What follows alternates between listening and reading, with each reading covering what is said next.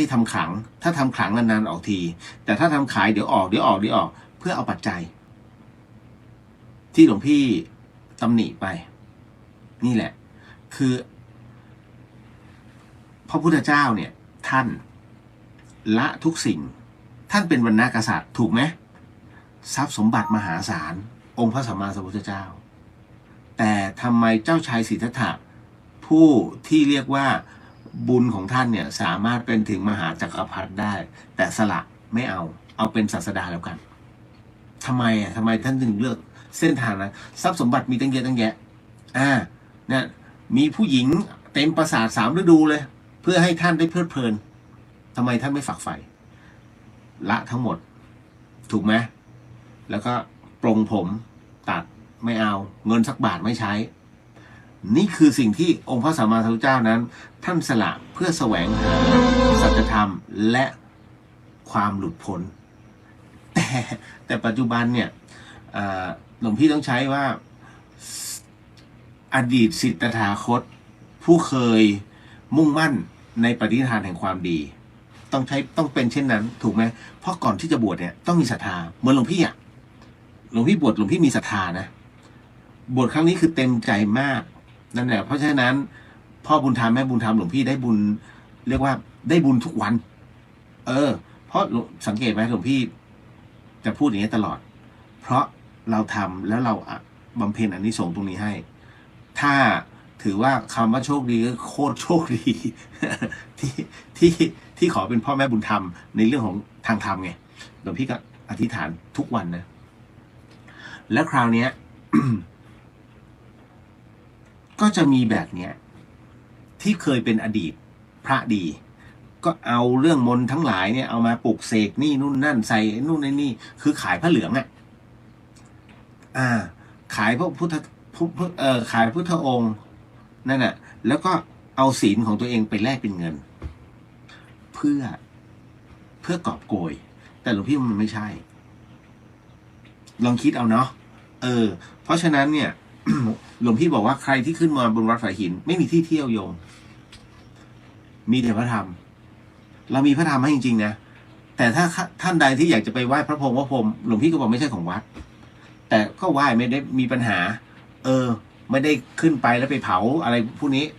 ที่ก่อความเดือดร้อนอันนี้มันก็ไม่ใช่แต่ถ้าขึ้นไปไปไหว้ไม่มีปัญหาหรอก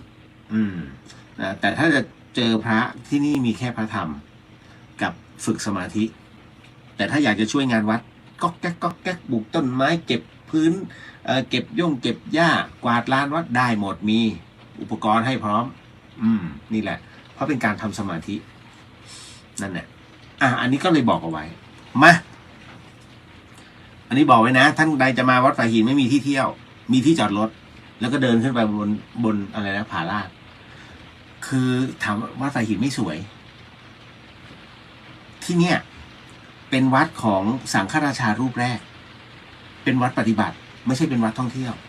เนาะมามีแต่ความสงบโยมสงบจริงๆนะเพราะคุณโยมจะไม่เห็นพระเลย สงบไป นี้หลวงพี่กุฏิแรกเข้ามาถึงหน้าประตูก็ใช่เลยรูปนี้ นั่นแหละเขาเรียกเป็นผู้ดักได้ยินไหมเสียงฝนมาแล้วเดี๋ยวทักทายกันก่อนแล้วเดี๋ยวเรามานั่งสมาธิกัน เนาะอันนี้ป๋อมแปมกราบนมัสการค่ะหลวงพี่เจริญพรมาถึงตรงนี้คุณโยมนัทสิทธิ์กราบนมัสการครับหลวงพี่เจริญพรโยมลิลลี่กราบนมัสการค่ะหลวงพี่เจริญพรคุณโยมจินชากราบนมัสการหลวงพี่เจ้าค่ะขอบพระคุณแทนญาติโยมกับบุญฟ้าผ่านะเจ้าค่ะเจริญพรเดี๋ยวหลวงพี่ดูจริงเหรอ คุณโยมเหล่งก็จะรู้เพราะว่าเจอหลวงพี่หลายรอบมากเมื่อ10 ปีที่แล้วพอโพสต์ปุ๊บหลวงพี่อึ้งเฮ้ยยังมีภาพชุดนี้อยู่เหรอหลวงพี่อ้าปากค้างเลยต้องโอ้โหเราไม่เคยตอนนั้นก็คืออย่างเงี้ยเป็นผ้าเหลืองพร้อมหลวงพี่ภัสกรแต่ตอนนั้นไปกับที่เจอคุณเหลียงเพราะว่ามากับคณะของคุณดนัยโยมดนัยเขาแล้วก็ไปแต่ละที่หลวงพี่ก็บรรยายบ้างสลับกับหลวงพี่ภัสกรบ้างประมาณนี้ นั่นแหละแต่หลวงพี่ก็งงๆนะคุณโยมหลวงพี่ถ้าจะดุกับพระอาจารย์ เลอะหลวงพี่ว่าไม่ดุหรอก แต่ว่าเพียงแค่มันต้องนิ่งอ่ะเพราะหลวงพี่พัฒกรบอกมึงอย่าไปเล่นกับโยมเขามาก ได้ ก็นิ่งๆโยมปาล์มนมัสการพระเดียวแล้วก็สวัสดีชาวเดชเจริญพรนั่นโยมสิโยมน้องนมัสการครับเจริญพรสบายดีเนาะยังตะเวนทั่วประเทศอยู่เนาะตะเวนมาเชียงใหม่มั้งไหม ขจรศิลป์กราบนมัสการครับหลวงพี่เจริญพรเนาะคุณโยมเมธสิทธิ์กราบนมัสการครับหลวงพี่เลี้ยวเจริญพรลองตรวจรายชื่อก่อนเนาะท่านใดที่ร่วมบุญเนี่ยแล้วหลวงพี่เขียนผิดหรือเปล่าอะไรเพราะโทรศัพท์หลวงพี่มันเล็กไงแล้วก็กว่าจะแกะต้องขยายดูนี่นู่นนั่นแล้วรูปเดียวเพียบเลยวันนี้ก็ต้องไปที่ Global House ไปทั้งหมดทั้งมวลโอ้ปวดหัวแต่พรุ่งนี้ของมาส่งตอนหลวงพี่ต้องปฏิโมกข์เนี่ยปวดหัวหนักเลยคราวนี้คุณโยมจินนชาบอกว่ากราบโมทนาสาธุสุดจิตสุดใจกับพระคุณเจ้าทุกรูปที่เมตตากำลังแล้วก็เวลานะเจ้าค่ะดูแล้วน่าปิติปลื้มมากก็จริงๆนะหลวงพี่เพิ่งจะเห็นแต่ละรูปแต่ช่วยกันคนละไม้คนละมือจีวรเลอะไปหมดหลวงพี่ยังเลอะยังมาต่อยเลยยังล้างไม่ออกเลยท่านใดที่พอจะเป็นแม่บ้านอดทนน่าจะมีเคล็ดลับดีๆว่าเอาอะไรล้างยางมาต่อยออกจากจีวรโดยที่สีจีวรไม่ผิดเพี้ยนมีมั่งไหมเอ่ย ถ้าหาเคล็ดลับได้ช่วยบอกหลวงพี่ด้วยเนาะ โอ้โหนี่ขนาดต้องวิงวอนคุณโยมไม่หรอกเราไม่รู้ไงคือจีวรเนี่ยพระต้องซักเองให้คนอื่นซักนี่อาบัตินะนี่มีในข้อพระวินัยรู้สึกจะเป็นปาจิตตีถ้าจำไม่ผิดต้องซักเองเท่านั้นนะหลวงพี่ตอนแรกก็หลวงพี่ก็งงก็เห็นเขาส่งซักกันให้คนนู้นแล้วมันอ่านเข้าวินัยอ่านกี่รอบมันอาบัตินี่หว่าหลวงพี่ก็เลยไม่ให้นี่เราซักเองเพราะฉะนั้นพอซักเองเราก็ไม่มีความรู้แต่ถ้าจ้างซักเนี่ยพวกแม่บ้านอดทนท่านจะมีเคล็ดลับต้องใช้มะนาวไหมต้องใช้อะไรไหมช่วยบอกหลวงพี่หน่อยนะขอบคุณมากโยมพี่อุทิศน้อมกราบนมัสการพระอาจารย์เจ้าค่ะเจริญพรโยมพี่โยมพี่อุทิศนี่ก็เป็นผู้ที่นำถวายอะไรนะกระเทียมโทนกระเทียมดำเนึบเคี้ยวเนึบลืมไปวันที่23-24คุณโยมที่วัดฝายหินอันเนี้ยก็จะมีพี่หมอตู่มาช่วยดูแลในเรื่องของการจัดระเบียบโครงสร้างกระดูกของในส่วนของร่างกายคุณโยมท่านใดที่อยู่ที่จังหวัดเชียงใหม่ถ้าขี้เกียจมาไม่เป็นไรนะแต่ถ้าใกล้ๆวัดไหนที่อยู่บ้านใกล้ๆบ้านไปบอกท่านหลวงพี่ที่วัดฝายหินมีหมอมาจัดกระดูกท่านปวดหลังอยู่ไม่ใช่เหรอท่านกระดูกเข่าของท่านเดินไม่ค่อยได้ใช่เสียวมีอาการเสียวใช่ไหมหรือว่าหลังนั่งตรงไม่ได้หลังค่อมอะไรอย่างเงี้ยไปไหมนี่ให้ท่านมารักษาฟรีของวัดของพระเนี่ยเต็มที่ของโยมหมดแล้วแต่หยอดไปเขาบินมาให้ นั่นแหละ แกเป็นหมอใจบุญนั่นแหละจะดูอาการแต่ละคนเพราะฉะนั้นเดี๋ยวก่อนนะถ้าจะมารักษาต้องแจ้งหลวงพี่ต้องวางคิวให้เพราะเข้ามาแต่ละคนนั่งรอศาลาการประเรียนวัดฝายหินเดี๋ยวไว้พรุ่งนี้หลวงพี่จะโพสต์นิดหนึ่งแล้วกันจะได้รู้ว่าอะไรที่ไหนยังไงเนาะพี่หมอตู่ออกพอสวกันบ่อยนี่แหละต่อมาคุณโยมน้องสาวินีนมัสการเจ้าค่ะเจริญพร โยมน้องทำบุญหลวงพี่ตกใจหลวงพี่ตื่นมาตอนเช้าตี 4:30อุ้ย ส่งมาแล้ว ไม่อยู่คนละไทม์โซนไง ประเทศป้อมแปมนมัสการค่ะหลวงพี่เจริญพร2 อันใช่ไหมอันนี้มันจะดีเลย์เนาะชอบอันนี้มากกว่าใช่ไหมคุณโยมปริญญากราบนมัสการค่ะหลวงพี่เจริญพรคุณโยมพี่นกกราบนมัสการเจ้าค่ะเจริญพรโยมปาบอกว่าใช้น้ำมันก๊าซแต้มค่ะค่อยๆทำสีจีวรไม่เปลี่ยนนะเดี๋ยวหลวงพี่จะลองดูได้หนึ่งเคล็ดลับแล้วอันนี้คุณโยมภควัตรใช่ไหมคุณโยมฉันนภัทรบอกว่าเอาน้ำมันเบนซินขยี้ครับยางมะตอยละลายหมดแน่นอนส่วนจีวรคงเดิมครับแน่นะเดี๋ยว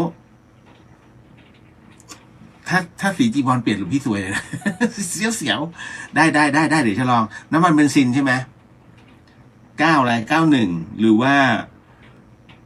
อะไรก็ได้ไม่ต้องมันมีหลายขนาดไงไปดูดไปขอหยดจากรถเขามันก็กระไรอยู่ไม่เยอะมากมันประมาณ5 จุดอะเท่าที่หลวงพี่เห็นเพราะนั้นต้องค่อยๆขยี้ขอบคุณมากโอ้เจริญพรจะลองดูเดี๋ยวหลวงพี่จะลองหยดลงจีวรนิดนึง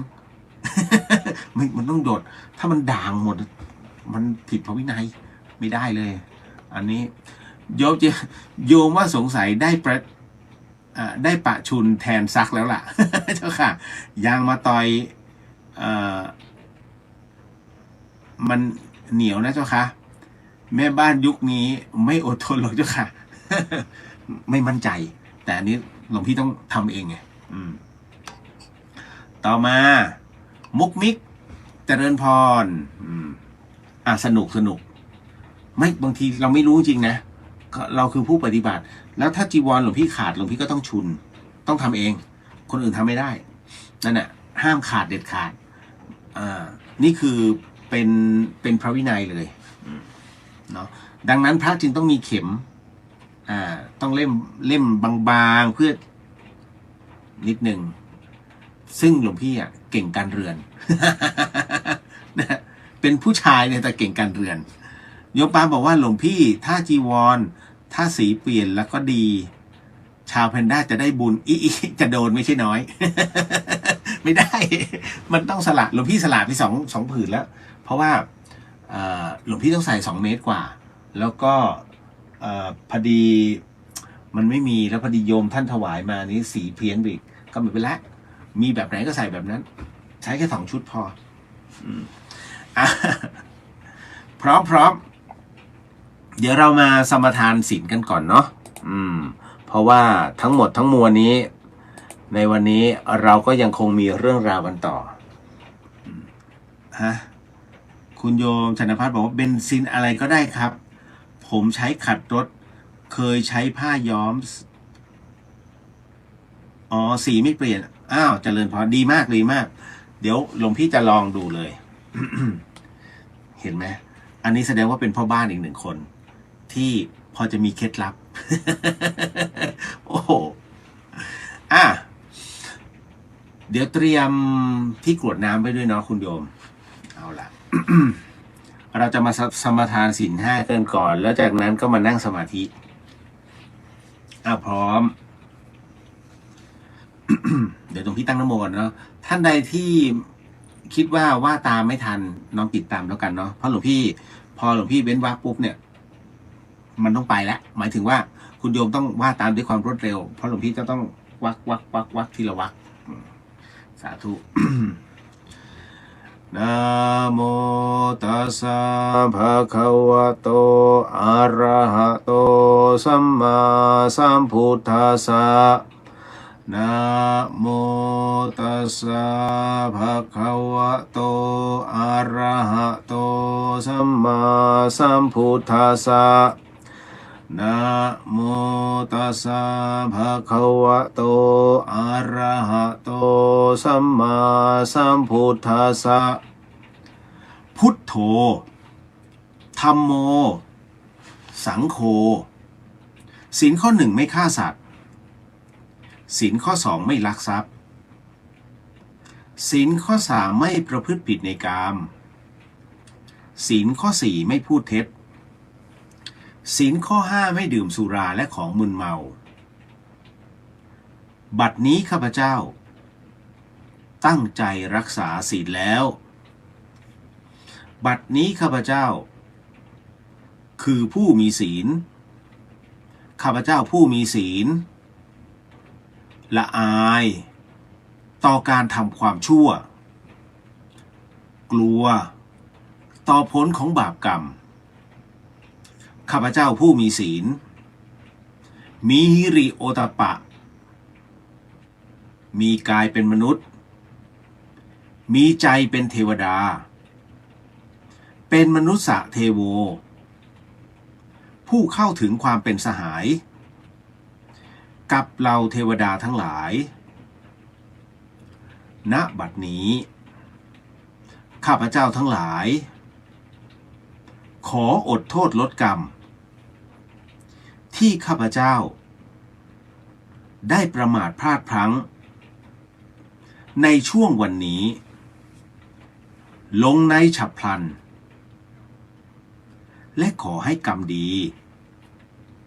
ที่ข้าพเจ้าหรือเหล่ากัลยาณมิตรได้ทำไว้นั้นขอจงมาแทรกส่งผลบุญนี้ให้ข้าพเจ้าได้มีความสุขและประสบผลสำเร็จตลอดไปเถิดสาธุสาธุสาธุอนุโมทามิเอาละต่อมาเราจะมานั่งสมาธิกันเมื่อช่วงหัวค่ำหลวงพี่นำสมาธิ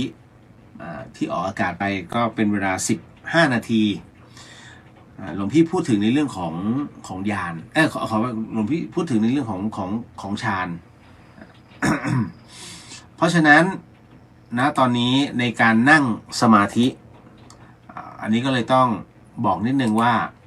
ในส่วนของการนั่งสมาธิวันนี้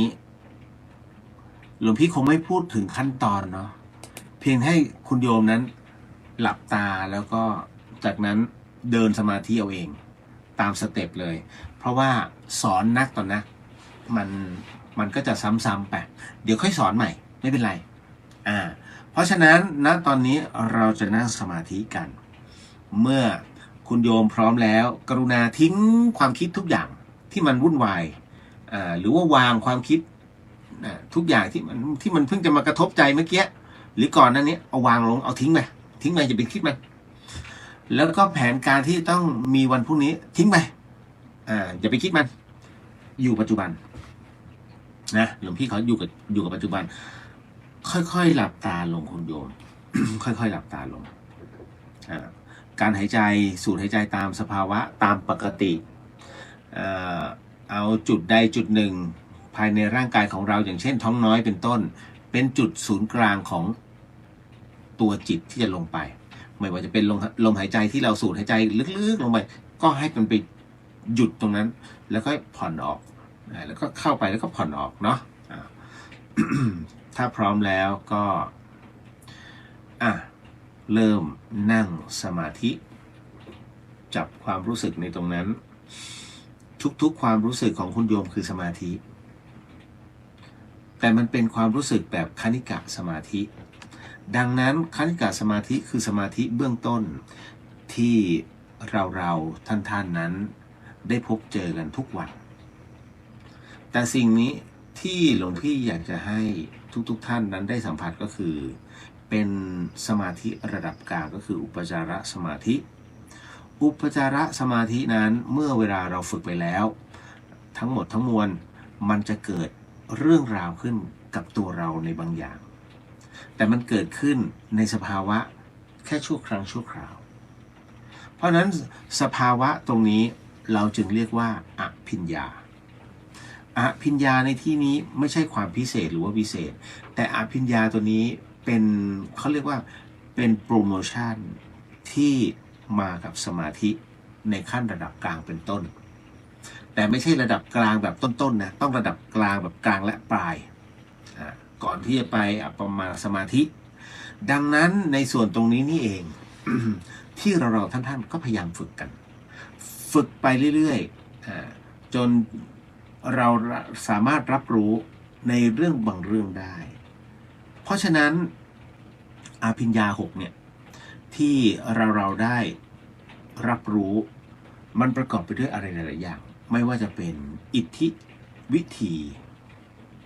แม้กระทั่งทิพยโสตหรือเจโตปริยญาณบางครั้งเรารับรู้เรื่องราวภายในอดีตชาติได้เขาเรียกบุพเพนิวาสานุสติญาณและท้ายที่สุดเกือบจะท้ายแต่ไม่ท้ายสุด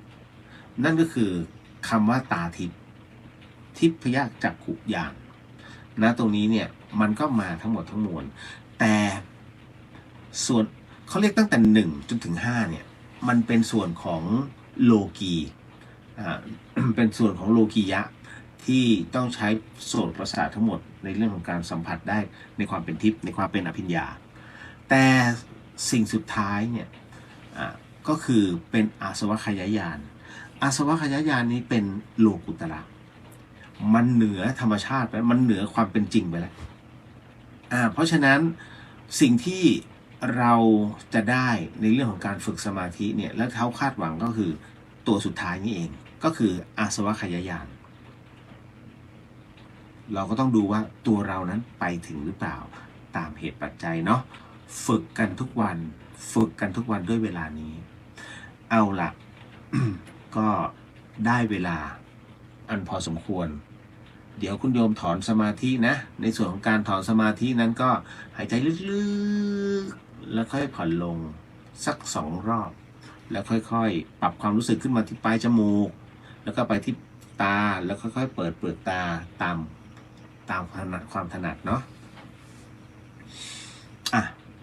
ค่อยๆทำแล้วค่อยๆลืมตาโมทนาสาธุคุณโยมได้พลังหมายถึงว่าจิตของคุณโยมมีพลังเพิ่มกลับมาแล้วบางท่านยังงงนะเขานั่งกันยังไงแล้วจิตมันเราก็คิดเรื่องนู้นเรื่องนี้ด้วยสภาวะแวดล้อมที่มันไม่เอื้ออำนวย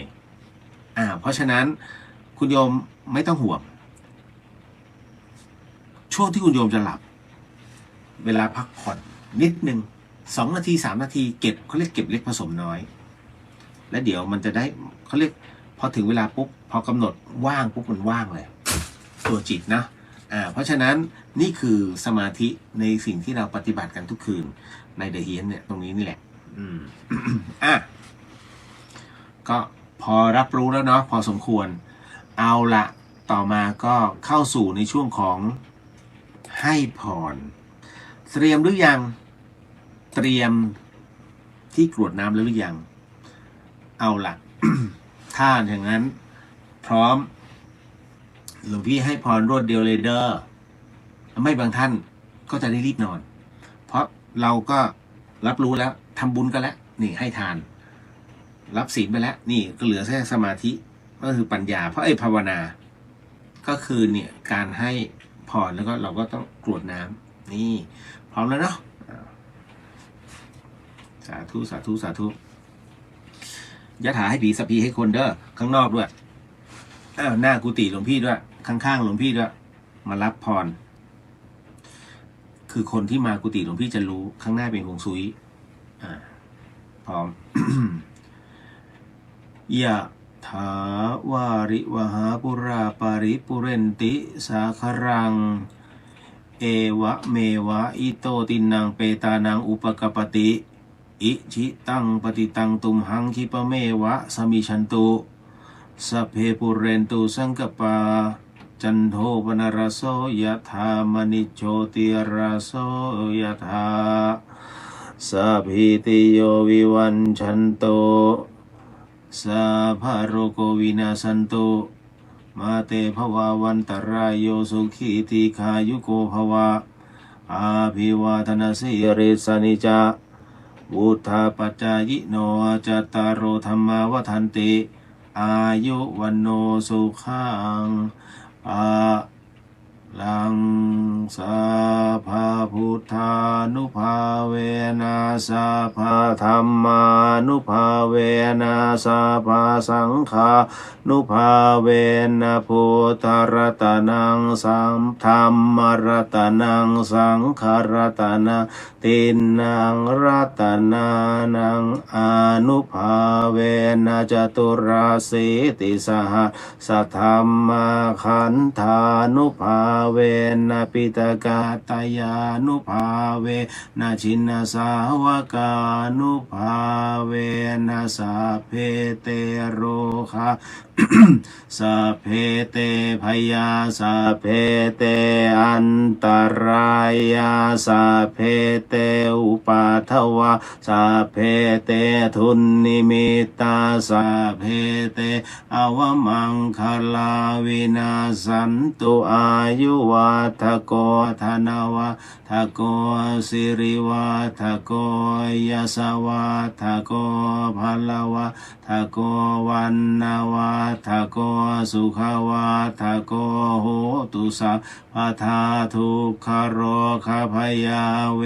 ราโสกะสัตตุจุปัฏฐวาอเนกาอันตรายาปิวินาสันตุจเตจะสาชยสิทธิธนังลาภังโสธิภคยังสุขังพลังสิริอายุจวันโนจะโภคังวุฒิจายสวาสตวัสสาจะอายุจะชีวสิทธิภวันตุเตภาวตุสาภมังครังรักขันตุสาภเดวตาสาภพุทธานุภาเวนัสทาโสธิภวันตุเตภาวตุสาภมังครังรักขันตุสาภเทวตาสาภธรรมานุภาเวนัสทาโสธิภวันตุเตภาวตุสาภมังครังรักขันตุสาภเทวตาสาภสังฆานุภาเวนัสทาโสธิภาวันตุเตสาธุขอให้รับทั้งหมดเนาะท่านใดที่รับบุญรับกุศลก็รับไปให้หมดเทพเทวดาด้วยมาเอาล่ะ เพราะฉะนั้นเวลาเราสวดมนต์จะสวดดังแค่ไหนเราจะสวดอยู่คนเดียวไม่ต้องไปกลัวใครว่าใครถามสวดคนเดียวทำไมต้องสวดเสียงดังบอกเลยไม่ได้คนเดียวแกอย่ารู้เลย เพราะเราสวดให้เทวดาด้วยทั้งเทวดาและสัมภเวสีคุณโยมเวลาคุณโยมสวดมนต์เนี่ยไม่ว่าจะเป็นทำวัดเช้าทำวัดเย็นแล้วแต่นะอันนี้ฟังหูไว้หูเพราะเรามองไม่เห็นเพราะในเมื่อเรามองไม่เห็นเนี่ยมีสิทธิ์จะเชื่อหรือไม่เชื่อก็ได้แต่หลวงพี่บอกไว้ว่าเวลาเราสวดมนต์เนี่ยเรากำหนดจิตตามอยู่แล้วใช่ไหมตาก็ดูบทสวดมนต์ไปหรือว่าท่านใดที่สวดได้อยู่แล้วก็ว่าไปคราวนี้ผลพลอยได้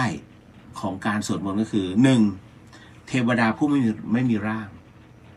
ที่ต้องการเติมอานิสงส์ตรงนี้ท่านก็จะมาอยู่ข้างๆด้วยสัมภเวสีที่ต้องการเติมบุญเพื่อจะให้ตัวเองนั้นปรับภพภูมิก็มาอยู่ข้างๆด้วยเพราะฉะนั้นเวลาเราสวดมนต์ถามว่าสัมภเวสีทั้งหลายทั้งปวงเนี่ยมันจะมาเหมือนในหนังไหมเละๆไหมมันจะมารับบุญทั้งทีเนี่ยเขาให้เนี่ยมันต้องมาแบบไหนมันต้องมาแบบดีถูกไหมเพราะฉะนั้นเนี่ยเขาก็เหมือนกับว่าก็ต้องมาพลังงานของเขาก็มันอยู่รอบๆเราเช่นกันเทวดาก็จะอยู่รอบๆเราเช่นกันเพราะฉะนั้นจะมี2พลังงานด้วยกันเวลาเราโมทนาก็โมทนาทั้งเทพเทวดาแล้วก็สัมภเวสีด้วยเราให้นะแล้วส่วนญาติของเราก็ต่างหากถูกไหมนี่แหละนี่คือวิธีการ ก็ต้องบอกไว้ก่อนวันนี้มีเรื่องหลอนแน่เพราะว่าโยมก็ถามมาทุกวันแหละหลวงพี่เอาเรื่องหลอนบ้างดิจัดไป เนาะเอาล่ะเดี๋ยวขอทักทายหน่อยเนาะ คุณโยมพี่จันทรัตน์กราบไหว้สาเจ้าสาธุเจริญพรคุณโยมมิชัยกราบนมัสการครับเจริญพรโยมจินนิชาบอกว่า น้อมกราบโมทนาสาธุสาธุท่านนำภาวนาแล้วก็ให้พรแล้วก็โมทนาสาธุกับทุกท่านที่ร่วมปฏิบัติกันนะคะเอาล่ะอันนี้พอโมทนาแบบนี้ ท่านก็ได้บุญเพิ่มนะคือเป็นการอนุโมทนาใหม่จัดอยู่ใน จัดอยู่ในส่วนของส่วนของทานด้วยเช่นกันคุณโยมมุนนะนมัสการค่ะเจริญพรนึกว่าไม่มาแล้ว เอาล่ะก็มาเข้าสู่ในช่วงของตอบคำถามขึ้นมาก่อนตึ้งโอ้โหคำถามหนักๆเดี๋ยวมีอันนึงซึ่งเมื่อกี้หลวงพี่พูดไปคุณโยมถามมาว่า นั่งสมาธิอยู่แต่ได้ยินเสียงคนเรียกชื่อตลอดมันคืออะไรคะบางทีก็มีเสียงเหมือนคุยกันจับใจความเหมือนงูอะไรสักอย่างแต่พออีกวันมีงูหลามเข้ามาในรั้วบ้านแบบนี้มันแปลกนะคะโอ้ไม่แปลก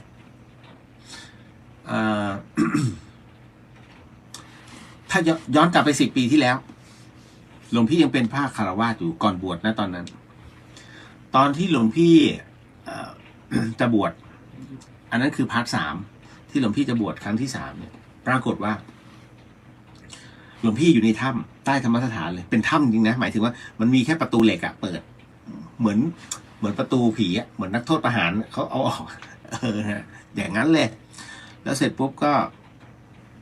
หลวงพี่ก็จะอยู่เวลาเข้าห้องน้ำหลวงพี่ก็ต้องเดินไปข้างนอกเพราะมันไม่มีห้องน้ำในตัวก็เดินไปเข้าห้องน้ำเสร็จปุ๊บออกมาล้างหน้าล้างตาเสร็จปุ๊บตอนที่ล้างหน้าเนี่ยจำได้แม่นเลยหลวงพี่ได้ยินเสียงสวดมนต์เป็นเสียงผู้ชาย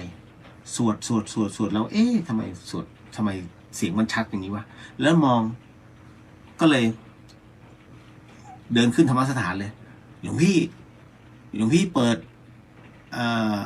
บทสวดมนต์เหรอท่านก็บอกเปล่าข้ายังไม่ได้ทำอะไรเลยนะก็เลยถามพระอาจารย์กบพระอาจารย์ท่านเปิดบทสวดมนต์เหรอไม่มีใครจะมาเปิดเมื่อกี้ล้างหน้าอยู่พระอาจารย์กบท่านเมตตาหลวงพี่ ท่านก็บอกเทวดาท่านก็บอกเลยเทวดามาโมทนาเพราะจะบวชไม่ใช่เหรอใช่เพราะตอนนั้นจริงๆนั่นคือสิ่งที่หลวงพี่ได้ยินแล้วคราวนี้ก่อนที่จะบวชภาคเนี้ยพระพี่ชายหลวงพี่อยู่วัดอยู่ที่ด่านช้างสุพรรณชื่ออยู่ตรงอบต.ด่านช้างเลยมีวัดเดียวหลวงพี่จำชื่อวัดไม่ได้ที่คุณโยมร่วมปัจจัยนั่นแหละเพื่อที่จะเทปูนจำได้ไหมเทปูนอุโบสถนั่นแหละวัดนั่นแหละท่านก็โทรมาท่านตอนแรกท่านโทรมาโทรไลน์ท่านก็บอกว่าปฏิบัติดีๆนะและเดี๋ยวเราจะรับรู้ว่ามันมีบางอย่างเกิดขึ้นอันนั้นก็คืออย่าไปติดนะถ้าไปติดเนี่ยเราก็จะไปหลงกับมันหลวงพี่คือเรื่องนี้หลวงพี่รู้มาตั้งนานแล้วแต่ว่าแล้วต้องผ่านแล้วไงแต่คราวนี้ท่านมาย้ำอีกทีก็เลยครับหลวงพี่สิ่งที่มันได้รับนะตรงนั้นเนี่ยก็คือเนี่ยเห็นไหมเมื่อกี้หลวงพี่พูดไปตอนที่นั่งสมาธิในเรื่องของอภิญญานี่ก็คือจัดอยู่ในหมวดหมู่ตรงนั้นซึ่งแสดงให้เห็นครั้งเดียวว่าเราผ่านแล้วแต่ถ้าโยงไปยึดติดมันก็จะได้ยินแบบนั้นนะเขาเรียกหูทิพย์มันจะมีหูเป็นหูทิพย์แบบนี้เหมือนเนี้ยอันนี้เขาเรียกอันนี้ก็คือพวกประเภทหูทิพย์หลวงพี่ไม่ได้พูดไม่ได้มุสานะอันเนี้ยถือว่าเป็นอีกหนึ่งเป็นทิพยโสตคือได้ยินอะไรมาล่วงหน้าได้ยินแต่ไกลหรือว่ารับรู้หรือบางทีถ้าเป็นอีกประเภทหนึ่งเป็นพวกเจโตเนี่ยพวกเจโตปริยญาณเนี่ยหมายถึงว่ารับรู้ถึงความคิดกำหนดรู้ผู้อื่นได้เพราะฉะนั้นเวลาเราไปกราบไหว้ครูบาอาจารย์แต่ละพื้นที่พอไปถึงปุ๊บยังไม่ทันจะถามท่านเลยท่านก็เป็นเขาเรียกพูดรวมทั้งหมด ทุกเรื่องราวครอบคลุมหมดเลยบอกว่าอู้ตายแล้ว ท่านทำไมท่านถึงได้รู้ว่าเราจะถามอะไร จริงๆถ้าท่านใดที่เคยไปร่วมไปกราบไหว้พ่อแม่ครูอาจารย์กับหลวงพี่อ่ะก็จะรู้เลยว่าเวลาท่านเทศสรุปมาเรียบร้อยแล้วทุกคนอ้าปากค้างโอ้เนี่ยจะเตรียมไปแม้แต่หลวงพี่ภัทรกรท่านก็บอกเนี่ยข้าขอเตรียมไปถามท่านเนี่ยท่านตอบจบเลย หายสงสัยเพราะฉะนั้นจะพูดได้แล้วเพราะว่าท่านมรณภาพแล้วพระอาจารย์เปลี่ยนหลวงพี่ภัทรกรเนี่ยไปจะไปถามอะไรหลายๆอย่างแต่ปรากฏท่านเรียบร้อยพูดออกมาเลยหลวงพี่ครับโอ้โหก้มกราบเลย นี่เจโตรับรู้ล่วงหน้าเพราะฉะนั้นสิ่งที่คุณโยมได้รับนะตรงเนี้ยหลวงพี่เชื่อมั่นว่านี่คืออีกหนึ่งอันเลยนะคุณโยมรักษาให้ดีก็คือเราสวดมนต์เรานั่งสมาธิจนได้รับอภิญญาเพราะฉะนั้นนั่งสมาธิแล้วได้ยินเสียงเรียกชื่อตลอดเนี่ยนั่นน่ะให้รับรู้ไม่ให้หูแว่วนะบางคนหูแว่วผีปะวะไม่ใช่มันมีขั้นตอนของมันอยู่แล้วหลังจากนั้นเสร็จปุ๊บได้ยินเสียงคนคุยเรื่องงูเล็กวันหนึ่งงูเข้าบ้านถูกไหมนี่แหละทิพยเป็นทิพยโสตได้ยินรับรู้แล้วมันถูกพิสูจน์แล้วลองดูก่อนสัก2-3 ครั้งถ้ามันเป็นเช่นนั้นคุณโยมได้อภิญญาตัวนี้อันนี้เรื่องจริงคุณโยมได้ทิพยโสตตัวนี้เลยก็คือหูทิพย์นั่นนะแล้วตาทิพย์ล่ะเป็นยังไงมองเห็นทุกสิ่งอย่างคือคำว่าตาทิพย์นั้นหมายถึงว่ารับรู้ล่วงหน้ามันเป็นภาพสำหรับคนคนหนึ่งซึ่งอันนี้คือผู้ที่ได้ทิพยจักษุนะหมายถึงว่าคนเนี้ยกำลังเดินไปเดินผ่านเราแค่มองเล่นๆสมมุติหลวงพี่เป็นสมมุติหลวงพี่เป็นคารวะแล้วบังเอิญมีผู้ชายคนหนึ่งเดินผ่านหลวงพี่ก็จ้องสักพักมันจะเห็นภาพผู้ชายคนนี้เป็นอีกหนึ่งละครว่าต่อไปเนี้ยไม่รู้แหละภายในกี่วันแต่แกโดนรถชนแน่ๆภาพมันจะเห็นทันทีแล้วตัวลอยเลยแต่ไม่ตายนะแกเข้าโรงพยาบาลแล้วพอถึงนั้นอีกวันหนึ่งขึ้นมาโดนจริงๆอันนี้เขาเรียกเป็นผู้ที่ได้รับทิพยจักขุญาณเดี๋ยวหลวงพี่ไม่ได้ตรงนี้นะหมายถึงว่ายกตัวอย่างให้ฟังเดี๋ยวจะบอกโอ้พระ สวยอีกแล้วกูนะเพราะฉะนั้นนี่คือ เรียกว่าอภิญญาที่มันเกิดขึ้นในเรื่องของระดับสมาธิดังนั้นหลวงพี่จึงจะตอบว่าที่คุณโยมได้รับรู้เนี่ยเป็นเรื่องของหูทิพย์เพราะฉะนั้นเคลียร์ใจเนาะโมทนาสาธุฝึกต่อไปคุณโยมฝึกจนทั้งหมดทั้งมวลนั้นหมดสิ้นแล้วอาสวะขยายญาณให้มันอยู่เหนือทั้งหมดทั้งมวลการอยู่เหนือทั้งหมดทั้งมวลทำไมจะเป็นเรื่องที่ดีก็มันอาสวะหมายถึงว่าหมดสิ้นทุกอย่างมันคือความว่างเปล่าแต่จริงในความว่างเปล่ายังมีของอยู่รับรู้ทันทีกำหนดรู้กำหนดไม่รู้คือไม่รู้กำหนดไม่รู้คือทุกอย่างมืดสนิทแต่ญาณทั้งหมดทั้งมวลที่หลวงพี่กล่าวมาอาสวะขยายญาณเนี่ยสามารถกำหนดรู้ได้เลยเพราะมันผ่านมาทั้งหมดแล้วมันถึงอันที่5ไงเนี่ยจบ เนาะผ่านไป1 อันแป๊บหนึ่งไม่ถึงพี่ตอบหลวงพี่ก็ต้องทำเครื่องหมายเอาไว้ก่อนต่อมาโยมไพโรจน์สวัสดีครับหลวงพี่ไม่ได้ฟังนานเลยวันนี้มีเรื่องผีบอกเลยแต่ว่าพัดหลังๆนะโยมไพโรจน์เป็นเรียกว่าเป็นหน่วยปฏิบัติการฉุกเฉินเพื่อช่วยชีวิตคน ท่านมีความเห็นกรณีวัดบางคลานอย่างไรถึงจะกลับมาเหมือนเดิมคะโอ้ คืออย่างนี้หลวงพี่ไม่รู้นะต้นสายปลายเหตุวัดบางคลานที่พิจิตรเนี่ยสงสารหลวงพ่อเงินท่านอุตส่าห์ทำตรงนี้ไว้เป็นเขาเรียกว่าเป็นจุดเป็นศูนย์รวมของชาวบางคลานแต่มาเจอทำกันแบบนี้ มันเสื่อมหลวงพี่ว่ามองว่าควรจะทำตามกติกาอะไรก็แล้วแต่เรื่องผลประโยชน์หยุดได้เลยเพราะถ้าคุณโยมไม่หยุดเรื่องผลประโยชน์มันจะไม่มีใครเข้าวัดบางคลานอีกเลยเพราะว่าครั้งหนึ่งก็จะถือว่าเป็นหลวงพ่อเงินท่านอยู่นะตรงนี้แต่หลวงพ่อเงินไม่ได้อยู่เฉพาะวัดบางคลานที่เดียวไงท่านยังมีไปตรงอื่นด้วยถูกไหมนั่นแหละระวังแต่การหวงอะไรก็แล้ว แต่คุณโยมจำไว้อย่างนะเวลาเราหวงอะไรก็แล้วแต่ซึ่งมันเป็นที่สาธารณะอย่างง่ายๆเป็นของวัดเงี้ยแล้วคุณโยมสร้างอะไรอย่างหลวงพี่เนี่ยหลวงพี่สร้างกุฏิซึ่งเป็นปัจจัยคุณโยมทั้งนั้นเลยหลวงพี่สร้างถนนเป็นปัจจัยคุณโยมทั้งนั้นเลยแต่บังเอิญว่าวันดีคืนดีหลวงพี่บอกว่าไม่ใช่อันเนี้ยกุฏิผมห้ามพระรูปใดมาผมสึกไปแล้วอันนี้ก็ยังเป็นของผมถนนนี้ผมสร้างใครห้ามผ่าน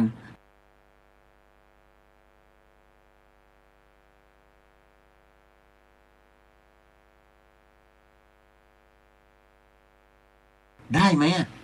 มันไม่ได้ไงแต่ถ้าเรามัวแต่ยึดจะมาเป็นเปรตเพราะอะไรเพราะว่าจิตมันไปยึดเหนี่ยว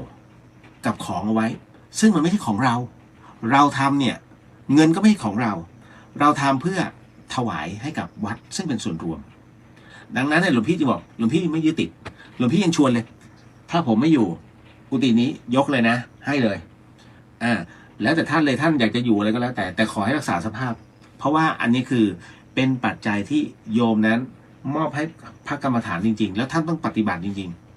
ๆก็รับรู้หลายๆรูปก็ไม่เป็นไรผมมีกุฏิแล้ว ไม่กล้าเสี่ยงบอกต้องปฏิบัติทุกวันนะ นะคือถ้าเราเอาจิตไปจับนั้นเป็นสิ่งของเราเป็นของกูของข้าห้ามแต่ต้องตายปุ๊บจิตจะผูกพันทันทีแล้วมันจะไปนะจุดนั้นต่อให้คุณโยมไปตายที่สุไหงโกลกตัวจิตก็ต้องกลับมาที่วัดฝายหินเพื่อจะมาเฝ้าในสิ่งที่ข้าเป็นเจ้าของเฝ้าถนนไหมถูกดีไม่ดีแกก็คือเปรตที่ยืนหน้าวัดรอเฝ้าถนนห้ามใช้หมายถึงหลวงพี่ห้ามใช้ข้าเป็นคนสร้างจริงไม่ใช่พิจารณาดีๆแล้วมันเป็นภาพรวมของคนทั้งหมดเป็นปัจจัยศรัทธาจึงไม่ยึดติดเด็ดขาดหลวงพี่จะไม่ยึดติดไงอะไรที่คิดปุ๊บทำแล้วซื้อแล้วเป็นประโยชน์กับวัดทำซื้อจบให้เห็นเลยว่ามันเกิดขึ้นแล้วจริงๆไม่ใช่มาโอ้ยเสียดายโอ้ยเสียดายพอเสียดายปุ๊บ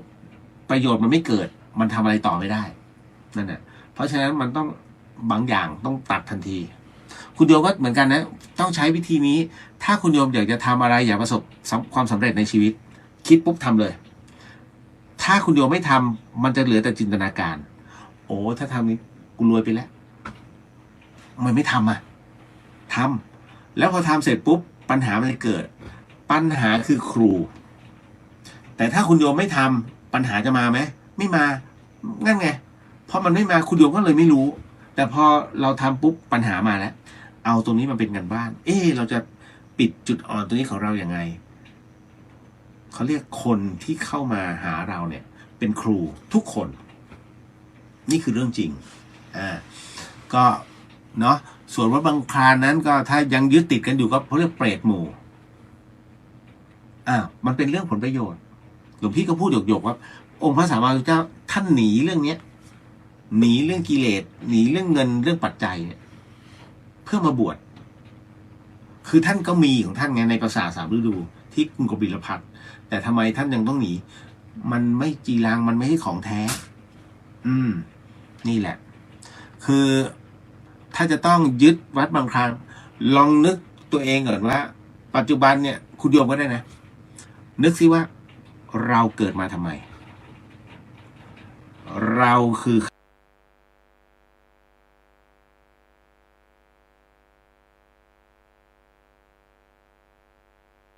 ใคร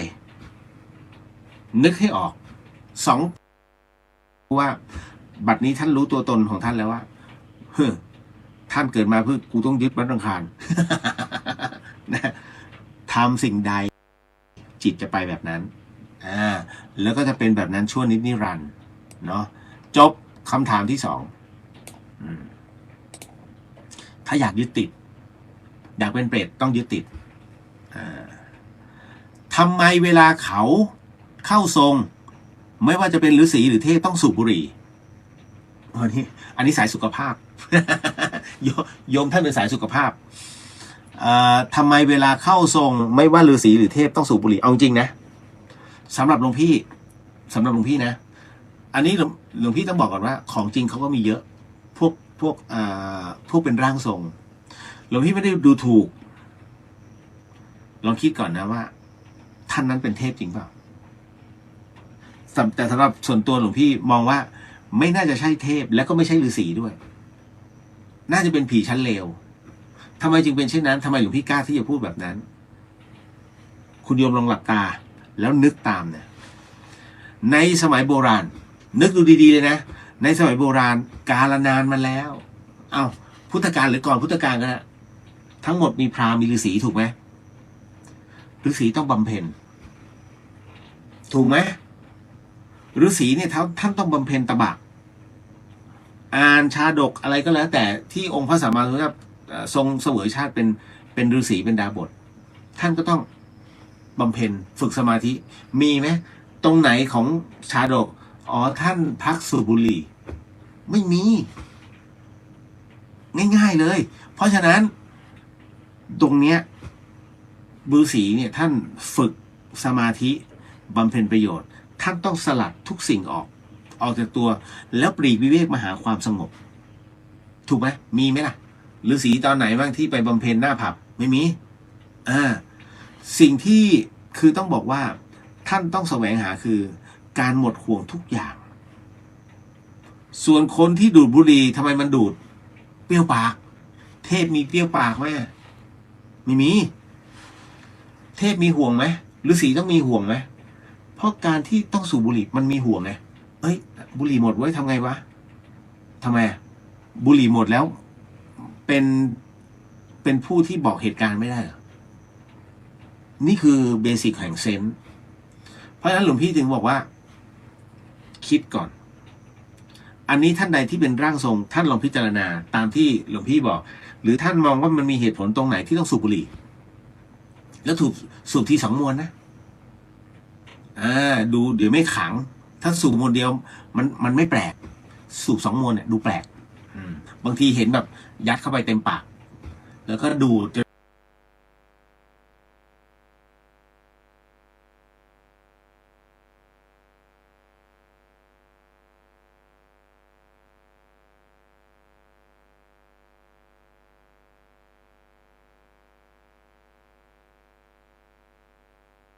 เป็นเมาตาแดงฤาษีตรงไหนเครียดนะ12 ตนเนี่ยฤาษีมีทั้งหมด12 ตนนะ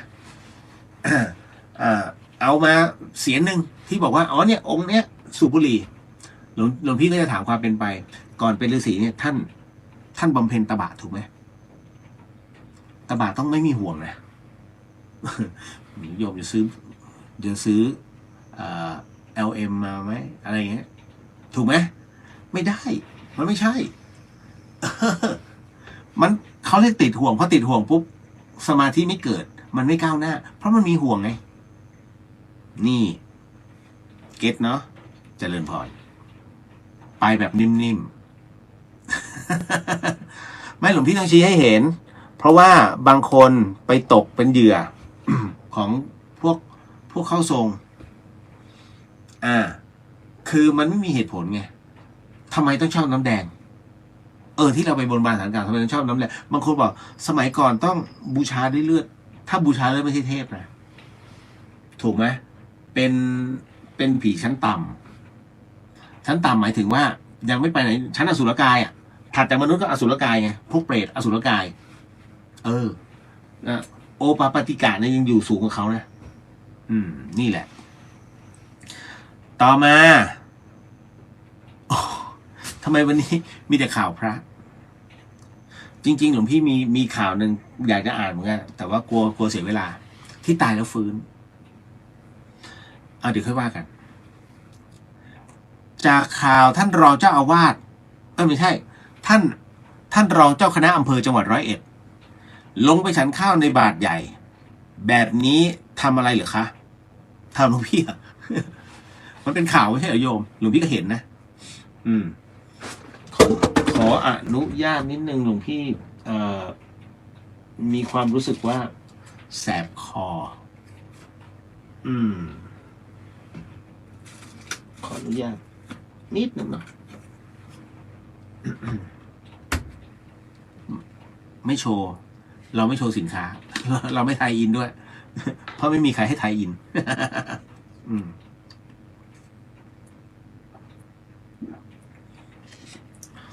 จากข่าวรองเจ้าคณะอำเภอ101ลงไปฉันข้าวในบาทใหญ่แบบนี้คืออะไรหรือหลวงพี่เองก็ตอบไม่ได้หลวงพี่ไม่ใช่ท่านเอาจริงแต่ว่าต้องดูไงว่าท่านต้องมีวัตถุประสงค์แต่คราวนี้ถ้าเป็นข่าวขนาดนี้ถือว่าเป็นอาบัติเป็นโลกาวัชชะคือโลกติเตียนถูกไหมคือ มันประเภทฉันยังไงให้เป็นข่าว ต้องทำให้แปลกอันเนี้ยท่านเป็นพระผู้ใหญ่หลวงพี่ว่าท่านต้องมีเหตุผลไปวิจารณ์ท่านโดยที่ไม่รู้เหตุผลไม่ได้นะคุณโยมหลวงพี่จะแย่เอาเพราะนั้นมันต้องเป็นสิ่งที่ท่านออกมาชี้แจงแต่คราวนี้ตามปกติคุณโยมอันนี้หลวงพี่ต้องบอกฟังไว้นะเวลาตามปกติแล้วเวลาพระฉันอาหารภัตตาหารเนี่ยห้ามถ่ายรูปจริงๆนะบางท่านยกเว้นว่าท่านอนุญาตเอาโยมถ่ายเลยอย่างเงี้ยได้ทำไมจึงห้ามถ่ายรูปเพราะคือพระเนี่ยท่านต้องคีปลุกให้ดีถูกไหมกำลังจะปากครับเหมือนง้างมาจากหนำหลวงแล้วตักสมมติบางรูปเนี่ยตักมาแบบไม่สุภาพเนี่ยยัดเข้าไปในปากไม่ได้เพราะฉะนั้นเนี่ยมันดูไม่ดีท่านถึงบอกห้ามเวลาพระฉันภัตตาหารห้ามเด็ดขาดก็เลยต้องบอกก่อนเนาะ คือบางที่กรณีของการฉันอย่างหลวงพี่เนี่ยสมมุตินะตอนนั้นที่ยังฉันเช้าอยู่หลวงพี่ฉันหน้ากุฏิได้เลยที่โยมมาถวายฉันได้เลยแต่พอตอนนี้หลวงพี่เปลี่ยนเวลาฉันเป็นเพลหลวงพี่ต้องฉันในกุฏิไม่ฉันข้างนอกบางทีการคอรหาทำไมล่ะก็พระฉันสองเวลาได้ไม่ใช่เหรอถูกไม่มีปัญหาแต่คุณโยมบางท่านเนี่ยเดินมาเสร็จปุ๊บเนี่ยมาเพื่อจับผิดพระโดยเฉพาะดูนาฬิกาก่อนกี่โมงแล้ววะจะเที่ยงแล้วนี่ยังฉันอยู่เลยผิดเหรอพระเนี่ยเวลานั่งฉันเนี่ยสมมติฉัน11:30ท่านอยู่ได้ถึงเที่ยงครึ่งนั่งกับโต๊ะเลยอนุโลมเดินทางไม่เกินบ่าย 2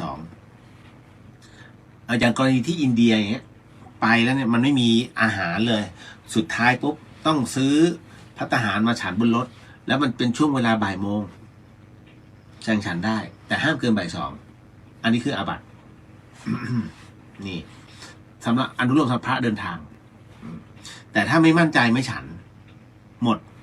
คือวันนั้นทั้งวันก็อดนี่แหละต่อมาเพราะฉะนั้นข่าวรองเจ้าคณะจังหวัด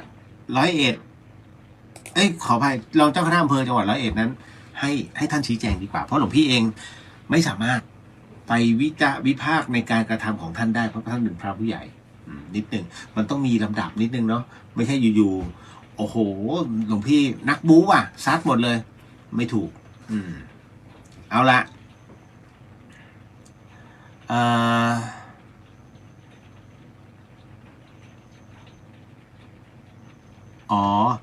ทำไมบางที่ก็บอกว่าไม่ให้ห้อยพระ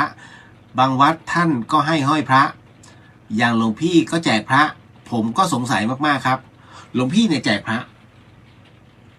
เพื่อเป็นพุทธานุสติ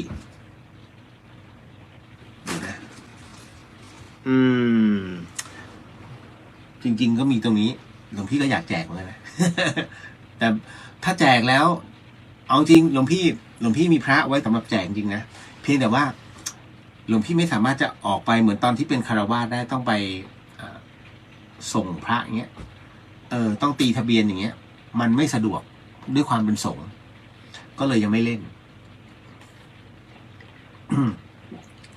ดังนั้นอันนี้ชามากไม่ใช่นมกรณีตรงนี้เดี๋ยวนะที่ห้อยพระเนี่ย อย่างหลวงพี่บอกไปแล้วไอ้ที่ไม่ห้ามห้อยพระกับห้อยพระได้ยังไงพระก็ต้องเป็นพุทธานุสติหลวงพี่ยกตัวอย่างนะ พอดีภาพมันเพิ่งมามันเพิ่งนึกออกว่าครั้งหนึ่งเพื่อนหลวงพี่เป็นมะเร็งระยะสุดท้ายอันนี้คือหมดอากาศจริงที่โรงพยาบาลภูมิพลพูดโรงพยาบาลได้คือคุณหมอท่านก็ทำเต็มที่แล้วปรากฏว่าที่โรงพยาบาลแห่งนี้เพื่อนร่วมงานสมัยที่หลวงพี่ทำในวงการบันเทิงเนี่ยป่วยเป็นมะเร็งระยะสุดท้ายหลวงพี่ก็เลยไปหาก็ไปแย่เขาหัวเราะสนุกสนานเพราะหลวงพี่เป็นคนที่ไม่ชอบความเศร้าแล้วหลวงพี่ก็เลยบอกเขาด้วยอย่าเศร้านะเรารู้อยู่แล้วว่าเธอก็รู้อยู่แล้วว่านี่คือวาระสุดท้ายของเธอเรากลับไปแล้วเธอจะเหงาแล้วเธอจะเศร้าเธออย่าเศร้านะเธอยิ้มเธอสร้างภาพในสิ่งที่เธอผ่านมาทั้งช่วงชีวิตเนี่ยเราไปเที่ยวเราไปจัดคอนเสิร์ตกันนะตรงนี้เพราะฉะนั้นณตรงนี้เรามีรอยยิ้มตลอดเวลาซึมซับความสุขตรงนั้นแล้วก็นั่งสมาธิหลวงพี่จะสอนเขาอย่างนี้ตลอด แล้วคราวนี้ปรากฏว่าหลวงพี่ก็ทิ้งพระตอนนั้นเป็นพระรอดลำพูนเนี่ยหลวงพี่ทิ้งไว้ให้ถ้ามันไม่ไหวเธอกำพระไว้หรือไม่เอาพระเนี่ยมาดูพระพักเมื่อดูพระพักเสร็จปุ๊บเนี่ยเธอเอาพระใส่ที่มือไว้แล้วก็กำแล้วก็นั่งสมาธิหลับตาแล้วจำภาพพระเอาไว้เข้าไปข้างในจำไว้นะเกือบจะเผลอพูดชื่อจำไว้นะว่าจะเกิดอะไรขึ้นก็ตามเรารู้ตัวอยู่แล้วว่านี่คือวาระหรือเปล่าถ้ารู้ปุ๊บเธอระลึกถึงพ่อแม่เธอสวดมนต์ในใจเธอหลับตาลงแล้วจากนั้นเข้าสมาธิเธอจะไม่รู้สึกอะไรหลวงพี่ก็พูดเลยเธอจะไม่รู้สึกอะไรมันแค่ฉันหายใจไม่ออกแล้วหลุดเลยมันจะรู้สึกอย่างนั้นจริงๆคุณโยมหลวงพี่กำลังพูดถึงในเรื่องของมรณานุสติกับเพื่อนอยู่แล้วสุดท้ายเนี่ยเขาก็เสียชีวิตหลังจากที่หลวงพี่กลับไปได้2 วันเขาเสียชีวิตเพราะเขาเป็นมะเร็งและเป็นมะเร็งที่แบบว่าเธอยังแข็งแรงอยู่แต่ตอนที่หลวงพี่ถามพยาบาลเนี่ยพยาบาลก็บอกว่าก็เห็นคนไข้หลับแล้วก็หลับไปเลยแล้วพระล่ะพระก็ยังเห็นยังกำอยู่ก็แสดงว่าเพื่อนหลวงพี่คนนี้ฟังในสิ่งที่หลวงพี่พูดไว้เขาเป็นคฤหัสถ์ทำไมเขาฟังล่ะหลวงพี่ก็งงเนาะตอนนั้นก็เลยมารู้ว่าจริงๆแล้วเนี่ยเขารับรู้เรื่องราวของหลวงพี่ในเรื่องของการฝึกปฏิบัติตอนเป็นพระคฤหัสถ์เนี่ยมาจากเพื่อนอีกคนนึงซึ่งเขาสัมผัสได้อยู่แล้วนะตรงนั้น มันก็เลยทำให้จูนกันง่ายหน่อยบางคนคฤหัสถ์มาสอนทำไมวะกูก็ทำได้คือประเภทนี้ต้องปล่อยให้ลง ปล่อยให้มันลงเพราะหัวดื้อไงนั่นแหละจริงๆใครก็ได้แต่บางคนไปพูดเน็บแนมคนไข้ระยะสุดท้ายระวังให้ดีนะคุณโยมท่านใดก็ตามที่ไปเยี่ยมแล้วยังมีความอิจฉาผู้ที่กำลังจะเสียชีวิตแล้วไปพูดจาเน็บแนมคุณโยมระวังนะวาระสุดท้ายของคุณโยมอาจจะยังมาไม่ถึงแต่ถ้ามันมาถึงคุณโยมจะหนักกับเขาเยอะเพราะการถากถางไม่ใช่เรื่องดีบอกแล้วกรรมตัวไหนก็ตามที่เราไปปฏิบัติเนี่ยมันมีผลกระทบสมมติเขาจะต้องเสียชีวิตด้วยโรคมะเร็งแต่คุณโยมไปถากถางปุ๊บเนี่ยแทนที่เขาจะยืดเวลาออกไปได้อีก1 วันเปล่าตกเย็นวันตายเลยซวยเลยนะนั่นหมายถึงว่าคุณโยมเป็นต้นเหตุของการตัดรอนชีวิตเขา บอกแล้วทุกอย่างสมดุลหมด เมื่อสิ่งหนึ่งเสียสิ่งหนึ่งก็ต้องเสียตามถูกไหมอันนี้เสียเวลาชีวิตลง1 วันตายก่อนไงเพราะตรอมใจคุณโยมก็เสียชีวิตแต่เสียชีวิตไม่ใช่1 วันเหมือนเขานะมันต้องดูว่าทดเวลาของตัวกรรมเนี่ยไปถึงคุณโยมเนี่ยมากน้อยแค่ไหนน่ากลัวเพราะฉะนั้นไม่พูดซะเลยดีกว่าแค่ขอแสดงความเสียใจแล้วก็ให้อภัยซึ่งกันและกันจบอย่างหลวงพี่เนี่ยต่อให้ใครก่อนที่จะบวชจะไปมีเรื่องหลวงพี่ขออโหสิกรรมหมดเลยลอยลมบอกอโหสิไม่เกี่ยวไม่ยุ่งนั่นแหละเพราะฉะนั้นเขาก็อยู่ของเขาเราก็อยู่ของเราแต่ไม่เป็นศัตรูต่อกันหลวงพี่จะอย่างนี้เลยนะจะชัดเจนมากแล้วจากนั้นก็ดำเนินชีวิตของเรานั่นแหละก็แค่นั้นต่อมาหลวงพี่คะต้องขออภัยอย่างสูงคือด้วยโยมกลุ้มใจมากค่ะน้องสาวกำลังจะเลิกกับแฟนเขาแล้วเขาให้เด็กเลือกว่าหมายถึงลูกใช่ไหมแล้วเขาให้ลูกเขาเนี่ยเลือกเอาเองว่าจะอยู่กับใครโอ้โหตายแล้วหลวงพี่ทวนอีกรอบนะหลวงพี่คะต้องขออภัยอย่างสูงคือด้วยโยมกลุ้มใจมากเพราะน้องสาวกำลังจะเลิกกับแฟนเขาแล้วเขาก็จะให้ลูกเลือกเองว่าจะอยู่กับใครทำไมต้องกรรมไปอยู่ที่เด็กหลวงพี่ไม่เข้าใจปัจจุบันนี้คุณโยมมันรักง่ายหน่ายเร็วจริงๆฉันจะรักเธอชั่วฟ้าดินสลายไม่จริงชีวิตคนยังอีกยาวนานสมมุตินะคุณโยมรักกันตอนเนี้ยสมมุติบางผู้ชาย25ผู้หญิง21สมมุติรักกันอยู่ด้วยกันแต่คำสัญญาคำสาบานณตอนนี้ยังเชื่อไม่ได้หรอกเพราะอะไรรู้ไหมคุณโยมลองถามคุณพ่อคุณแม่หรือผู้ที่เขามีประสบการณ์ชีวิตอยู่แล้วเนี่ยเขาจะบอกเลยว่าไม่จริงชีวิตมันอีกยาวไกลการที่พบเจอกันด้วยความที่เป็นวัยรุ่นนะตรงนี้มันแค่ป๊อปปี้เลิฟแล้วพอถึงเวลาจริงๆเนี่ยมันจะถูกผลักให้ออกจากการไม่ใครก็ใครเสียใจกันไปข้างหนึ่งจริงๆแล้วจากนั้นเนี่ยมันจะมีเส้นทางของแต่ละคนตามมาตรงนั้นก็อาจจะทุกข์ทรมานกันหน่อยเพราะว่าพิษทางใจตรงนี้แหละที่หลวงพี่กำลังจะบอกว่าแต่พอมีเด็กขึ้นมาเนี่ยแล้วคุณโยมให้เด็กเลือกเหรอหลวงพี่ตำหนินะคุณโยมแย่มากมันเหมือนกับอะไรมันเหมือนกับ คุณโยมเนี่ยกำลังต้มน้ำอยู่ด้วยหม้อต้มหม้อต้มแกงจืดเนี่ยแต่บังเอิญหูมันหายไปข้างหนึ่งคุณโยมลองดูสักวันก็ได้เอาไอ้หม้อที่หูขาดไปข้างเนี่ยเอามาตั้งทำแกงจืดแล้วดูตอนที่มันเดือดเสร็จแล้วคุณโยมจะยกลงคุณโยมจะยกไงก็อีกมือก็จับหูส่วนอีกมือนึงเราก็รอให้มันเย็นแล้วเราก็ยกอย่าเพิ่งรอสิเด็กไปรอแบบนั้นไม่ได้หลวงพี่กำลังเปรียบเสมือนเด็กคนนี้เหมือนหม้อที่มีครบ2หูคือพ่อกับแม่แต่วันนี้เด็กจำเป็นจะต้องเลือกว่ากูต้องเหลือหูเดียวจะเหลือหูไหนวะจะเหลือหูไหนก็แล้วแต่มันดำเนินการยากถูกไหมคุณโยมจะลองเคยถือหม้อหูเดียวไหมแล้วหิ้วเนี่ยยกไม่ขึ้นนะบางคนยกไม่ขึ้นหรือขึ้นปุ๊บสั่นแล้วหลุดมือเพราะโมเมนตัมมันไม่มีอันนี้แหละหลวงพี่กำลังบอกว่าชีวิตเด็กอยู่ในช่วงที่หัวเรียวหัวต่ออย่าทำอย่างนั้นเอาจริงถ้าเป็นไปได้พรุ่งนี้ก็ช่วงเนี้ยย้อนหลังให้เขาช่วงเวลาเนี้ยวินาทีที่เท่าไหร่ก็ว่ากันไปเพราะเด็กโอ้โหสงสารจริงๆคุณโยมเป็นที่บางทีเราเลือกไม่ได้นะแต่หลวงพี่รู้ว่าบางครอบครัวเขาผ่านมาแล้วตรงนี้หลวงพี่อันเนี้ยผ่านมาได้โมทนาสาธุแต่ลองย้อนกลับไปในความรู้สึกนั้นวันที่คุณโยมผ่านมาได้เนี่ย ลำบากไหม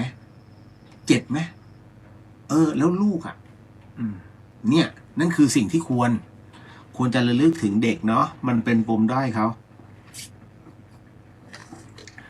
ต่อมาไม่ควรทำนะบอกไปก่อนอันนี้บอกพระขอพระที่ไหนพระวัดฝายหินดีเดี๋ยวจะไปลุยมาให้เขาขึ้นมา ไม่เป็นไรหลวงพี่มีพวกเยอะ ถิ่นเรา ต่อมาท่านคะการที่เราไปพบเจอพระหรือใครก็แล้วแต่ที่ควรเคารพบูชาบางครั้งมันก็เผลอคิดไม่ดีกับเขาแบบนี้เราจะมีวิธีห้ามจิตยังไงคะโอ้คุ้นมากอันนี้อีกรอบหนึ่งท่านคะการที่เราไปพบเจอพระหรือว่าใครก็แล้วแต่ที่ควรเคารพบูชาบางครั้งมันเผลอคิดไม่ดีกับเขาแบบนี้เรามีวิธีห้ามจิตยังไงหลวงพี่บอกแล้วว่าจิตคนเรามันมี2แบบ1จิตที่คิดดี2เป็นจิตมารจิตมารเป็นตัวที่ขัดขวางทุกอย่างเวลาเราจะทำอะไรก็แล้วแต่เนี่ยเรามีแผนการวางแผนการทั้งหมดเกิดจากจิตแบบไหนจิตดีจิตที่มันคิดที่จะต้องวางแผนมันจะต้องเป็นนี้แต่อีจิตมารจิตชั่วเนี่ยมันจะคิดบอกเฮ้ยมึงคิดดีๆเนี่ยแล้วมันจะขายได้เหรอเนี่ยกี่คนมึงยังไม่ได้เริ่มต้นเลยนะจะขายไอ้ตัวจิตมันจะไปคอยทำลายความมั่นใจตัวจิตดีพอมันทำลายเสร็จปุ๊บเนี่ยคราวนี้สมความปรารถนาไอ้คนนี้ก็ยังอยู่นิ่งๆทำอะไรไม่ได้เช่นเดียวกันจิตมารมักจะไม่ชอบให้ใครได้ดีไปกว่าตัวมันจิตดีถ้ามองเห็นว่าคนนั้นเขาเก่งนะโมทนาสาธุแต่จิตมารไม่กูยอมไม่ได้อิจฉาตรงนี้แหละสำคัญเวลาเราไปกราบไหว้ครูบาอาจารย์เราก็กราบกันสุดจิตสุดใจแต่มันมีจุดจิตมารจริงเหรอเฮ้ยท่านจบแล้วจริงเหรอดูการเดินของท่านสิดูไอ้ตัวจิตมารจะไปหาข้อตำหนิในตัวท่านเพื่อเอามาใส่ในตัวใบสู่ตัวเราเพราะฉะนั้นณตรงนี้หลวงพี่ภาสกรพระอาจารย์ภาสกรบอกสูตรนี้ไว้นั่นก็คือว่าเวลาเราไปไหนก็แล้วแต่ให้ยกมืออธิษฐานคุณโยมว่าสิ่งใดก็ตามสถานที่ใดก็ตามเหตุการณ์ใดก็ตามที่จิตของข้าพเจ้าไปคิดไม่ดีนะตรงนั้นข้าพเจ้าไม่ขอมีส่วนเกี่ยวข้องในจิตอันเป็นอกุศลนั้นแต่ถ้าจิตไหนก็ตามที่เป็นจิตอันเป็นกุศลข้าพเจ้าขอมีส่วนร่วมในจิตที่คิดดีแบบนั้นกับครูบาอาจารย์ทั้งหมดทุกคนก็ขอให้ได้รับอานิสงส์ผลบุญณตรงนั้นด้วยเถิดเพียงนี่คือสูตรพระอาจารย์ภาสกรหมายถึงว่าให้เราอธิษฐานกันเอาไว้ก่อนการไอจิตตัวร้ายเนี่ยตัวดีเนี่ยอาจารย์คารวะท่านบรรยายธรรมท่านบรรยายได้เห็นภาพเข้าใจได้ดีนี่คือเรากำลังซึมซับถูกไหมแต่ปรากฏว่าอีจิตมารเนี่ยอีตัวดีเนี่ยที่มันฝังอยู่ข้างในมันเป็นคารวะกลับไปมันจะโดนเมียตบไหม มันจะคิดไงถูกไหมเพราะมันมีสิทธิ์คิดนี่คือการทำงานของจิตมันมีทั้งฝั่งขาวและดำจึงต้องอธิษฐานกันเอาไว้ก่อนเนี่ยแสดงว่าอาจารย์ท่านนี้นี่ไม่เบานะเนี่ยดูการเขียนดูการวางท่าทางท่านแมนหรือเปล่าคิดกันเห็นไหมมันต้องหาข้อติและทำให้เกิดความลังเลสงสัยมีนิวรณ์ในใจมันก็พูดจริงเว้ยไอ้ตัวจิตนี้รีบอธิษฐานกันเลยคุณโยมจบเนาะ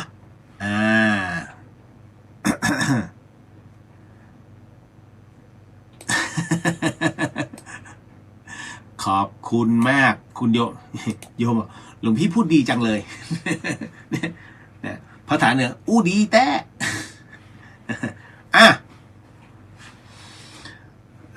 คุณโยมชัชมนกราบนมัสการหลวงพี่ค่ะเจริญพรคุณโยมนัทนมัสการค่ะเจริญพรโยมน้องมิ้นอาจารย์มิ้นนมัสการค่ะหลวงพี่เจริญพร มาไพโรจน์มาเข้าสู่เรื่องหลอนกันแล้วเป็นเรื่องหลอนกันนะคุณโยมต้องตามเพราะเมื่อกี้หลวงพี่เขียนไว้ในตัวหน้า Facebook ว่าเดี๋ยวครึ่งหลังมีหลอน นี่มันเที่ยงคืนครึ่งกว่าแล้วนิดนึงแล้วเดี๋ยวจะตอบคำถามเหมือนเดิม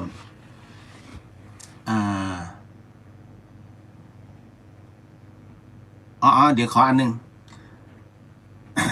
เดี๋ยวมันจะไปแหวกแนวเขาบอกว่าอย่าใส่ชุดสีที่เป็นกาลกินีในแต่ละวันแต่ควรใส่สีที่เป็นมงคลแบบนั้นหรือคะเขาน่ะใครเอาจริงเดี๋ยวนะเขาบอกว่าอย่าใส่สีชุดที่เป็นกาลกินีในแต่ละวันแต่ควรใส่สีที่เป็นมงคลแบบนั้นหรือคะหลวงพี่จีวรก็มีสีนี้ด้วยสมมติว่าเขาบอกว่าอย่าใส่สีส้มมันจะเป็นกาลกินีนี่หลวงพี่ไม่ต้องเปลี่ยนจีวรเป็นสีอื่นนะสีชมพูอย่างเงี้ยจีวรสีชมพูอุ้ยอันนี้ต้องเป็นใส่แล้วรวยทรัพย์รวยโชคต้องใส่สีน้ำเงินหลวงพี่ต้องไปย้อมสีน้ำเงินเหรอเป็นจีวรสีมอห้อมตายนะเดี๋ยวนะในสมัยก่อนถ้าย้อนกลับไปในยุคต้นกรุงรัตนโกสินทร์จีวรพระเนี่ยเป็นลายดอกนะมีทั้งสีเรียบๆและเป็นลายดอกคุณโยมไปหาดูเดี๋ยวบางคนสงสัยมีเหรอมีเป็นคล้ายๆลายผ้าสิ้นแต่ว่าคาดแล้วมีลายคล้ายๆเป็นดอกไม้ดอกโบตันตามช่องนั่นแหละซึ่งมันหายากมากตอนนี้ไม่มีแล้วสาบสูญไปแล้วแต่ท่านใดที่มีสะสมจีวรที่เป็นลายดอกเนี่ยแหมถ่ายรูปลงโซเชียลหน่อยอยากเห็นเป็นขวัญตาที่เป็นสีนะนั่นแหละเพราะว่าอันนั้นมันไม่มีแล้วเนี่ยเพราะฉะนั้นใส่สีที่เป็นกาลกินีในแต่ละวันเนี่ยควรจะใส่ไหมหลวงพี่อยากรู้ใครเป็นผู้ที่คิดเรื่องราวเหล่านี้ขึ้นมาคิดมาป่วนโลกนะสีเนี่ยมันมีมามันเป็นธรรมชาติของมัน7สีนี่คือสีรุ้งเป็นสีแห่งสเปกตรัมถูกไหมเพราะฉะนั้นทั้งหมดทั้งมวลมันขึ้นอยู่กับความพอใจมันลิงก์ราศีมันลิงก์ตั้งแต่เมื่อไหร่ถ้าย้อนกลับไป40 ปีที่แล้วไม่มีเรื่องราวเหล่านี้นะคุณโยม1ฮวงจุ้ยไม่มี2เรื่องสีไม่มีแต่ถ้าในเรื่องของดูดวงในส่วนของลัคนาอะไรต่างๆมีอันนั้นคือการจับยาม3 ตาในส่วนของเลข7ตัวอะไรเงี้ยมีหมดในสมัยก่อนนะกราฟชีวิตมีหมดแต่ไอ้ที่มาเป็นอะไรใหม่ๆเนี่ยจะต้องมาใส่เสื้อผ้าแบบนี้ไอ้นี่คือข้อห้ามในการไหว้เดี๋ยวตอนนี้ประเทศไทยมั่วหมดแล้วคอนเทนต์ต่างๆที่ทำมาเนี่ยมันบิดเบือนทั้งหมดแล้วคนก็ไปเชื่อตามระวังจะลงอเวจีคือเหมือนกับคือสอนผิดมันก็เหมือนกับมูโตไทยเหมือนกับไปประกาศความชั่วไปทั่วจตุรทิศเพราะเขาเชื่อเขาก็ต้องปฏิบัติตามนั้นคือคุณโยมต้องหาเหตุปัจจัยจริงๆอย่างที่หลวงพี่บอกหรือสีสูบบุหรี่คนทรงเทพสูบบุหรี่ไม่ได้สูบนะลองไปพิจารณาเอาเองถ้าเทพสูบบุหรี่ศีลอยู่ตรงไหนถ้าฤาษีสูบบุหรี่การบำเพ็ญตบะอยู่ตรงไหนเพราะจิตมันห่วงแต่บุหรี่ไม่สูบกูเปรี้ยวปากเนี่ยง่ายๆสั้นๆที่หลวงพี่บอกเพราะฉะนั้นกรณีของการใส่ชุดสีนู้นคุณโยมมีอะไรก็ใส่แบบนั้นนึกถึงคนจนเขาบ้างนะเวลาคิดคอนเทนต์คนที่เขาไม่มีเนี่ยเขาก็ไม่มีจริงๆเคยเห็นบ้างไหมราย1,000 บาทเขาก็ยังอยู่กันได้เขาไม่ได้ใส่ชุดตามสีนะแต่เขามีชีวิตที่เป็นสุขคุณโยมไม่เชื่อใช่ไหมว่ามีหลวงพี่เอาของไปบริจาคแต่ละที่เนี่ยคุณภาพชีวิตเขาแย่มาก ที่ผ่านๆมามีถนนที่พยายามทำเข้าไปอยู่เรื่อยๆสักวันหนึ่งหลวงพี่มองว่าประเทศไทยน่าจะมีถนนที่ดีเกิดขึ้นทุกทั่วหัวละแหงทุกทั่วหัวละแหงแต่บังเอิญบางอันก็ชันเกินนั่นน่ะเพราะฉะนั้นไอ้คำว่าการากินีตัดทิ้งไปเลยหลวงพี่บอกเลยคุณโยมใส่ได้ทุกสีไม่จำเป็นไอ้คนที่คิดคอนเทนต์จะซวยเพราะอะไรก็นี่แหละมันจะทำให้คนที่เขาไม่มีเนี่ยเดี๋ยวมันไปทะเลาะแล้วแม่อย่าใส่สีนี้ออกไปนะเนี่ยเขาบอกเป็นการากินีกูมีอยู่2 ตัวไม่ใส่สีนี้กูต้องใส่สีนี้เอายังไงเห็นไหมสุดท้ายจะมีวันหนึ่งไอ้2 สีเนี่ยเป็นการากินีไม่ต้องใส่กันเลย นั่นถึงได้บอกว่าเพอร์เจอร์แค่นั้นใส่ไปเถอะโยมเนาะต่อมาเรื่องหลอนเรื่องหลอนเดี๋ยวขอลงที่ค่าทิ้งก่อนตึงเรียบร้อยเรื่องเล่ากันบ้างคุณโยมสิ่งที่หลวงพี่กำลังจะเล่าให้คุณโยมได้ยินได้ฟังเรื่องราวต่อไปนี้นั้นอย่าเชื่อให้ฟังหูไว้หูแล้วก็ใช้วิจารณญาณทุกครั้งในการรับฟังเรื่องราวประเภทนี้ข้อสำคัญอยากให้คุณโยมนั้นได้ฟังเป็นนิยายเพราะว่าเรื่องที่หลวงพี่เล่าเนี่ยหลวงพี่เอามาย้อมแมวใหม่นะData มันเพิ่งกู้ได้ เรื่องนี้ต้องบอกก่อนว่าเป็นเรื่องของนอนกลางมุ้งตอนนั้นหลวงพี่เป็นคฤหัสถ์น้องเขาส่งมาสวัสดีครับพี่เรียวผมชัยโยครับน้องเขาชื่อชัยโยชอบฟังรายการนี้มากๆแม้บางครั้งจะเป็นเทปแต่ก็ไม่ผิดหวังครับเรื่องของผมมีอยู่ว่าผมก็คือชัยโยเนี่ยเดินทางไปที่บ้านพี่สาวที่อยู่101ครับเดินทางไปเพื่อไปร่วมงานไปรวมตัวกันทำบุญให้กับคุณยายปรากฏว่าเมื่อไปถึงที่นั่นก็เกือบ3 ทุ่มแล้วหลังจากนั้นพี่สาวเนี่ยเขาก็จัดที่นอนไว้ให้ผมซึ่งนอนอยู่ชั้นล่างต้องบอกว่าเป็นห้องเดี่ยวอยู่ใต้ถุนมีหน้าต่างเรียกว่าบุมุ้งลวดรอบทิศคือเปิดประตูออกมาแล้วก็เป็นลานดินเป็นลานดินใต้ถุนบ้านแบบอีสานเลยครับจากนั้นชัยโยก็บอกว่าจากนั้นผมก็ขอตัวออกไปหาข้าวทานก็มีร้านก๋วยเตี๋ยวที่ยังเปิดอยู่ข้างถนนนี่แหละผมก็ขี่มอเตอร์ไซค์ออกไปขณะที่นั่งกินอยู่นั้นพี่สาวผมก็โทรศัพท์มาบอกว่าปูเตียงแล้วนะกางมุ้งให้แล้วผมก็งงเลยฮะมีกางมุ้งด้วยเหรอแต่ก็ไม่ได้ใส่ใจอะไรหลังจากที่กลับมาถึงที่บ้านชัยโยก็บอกว่าผมก็เตรียมอุปกรณ์เพื่อจะไปอาบน้ำด้านนอกห้องครับแวบหนึ่งก็มีความรู้สึกว่ามันเหมือนมีใครมานั่งอยู่หลังมุ้งผมก็เดินไปดู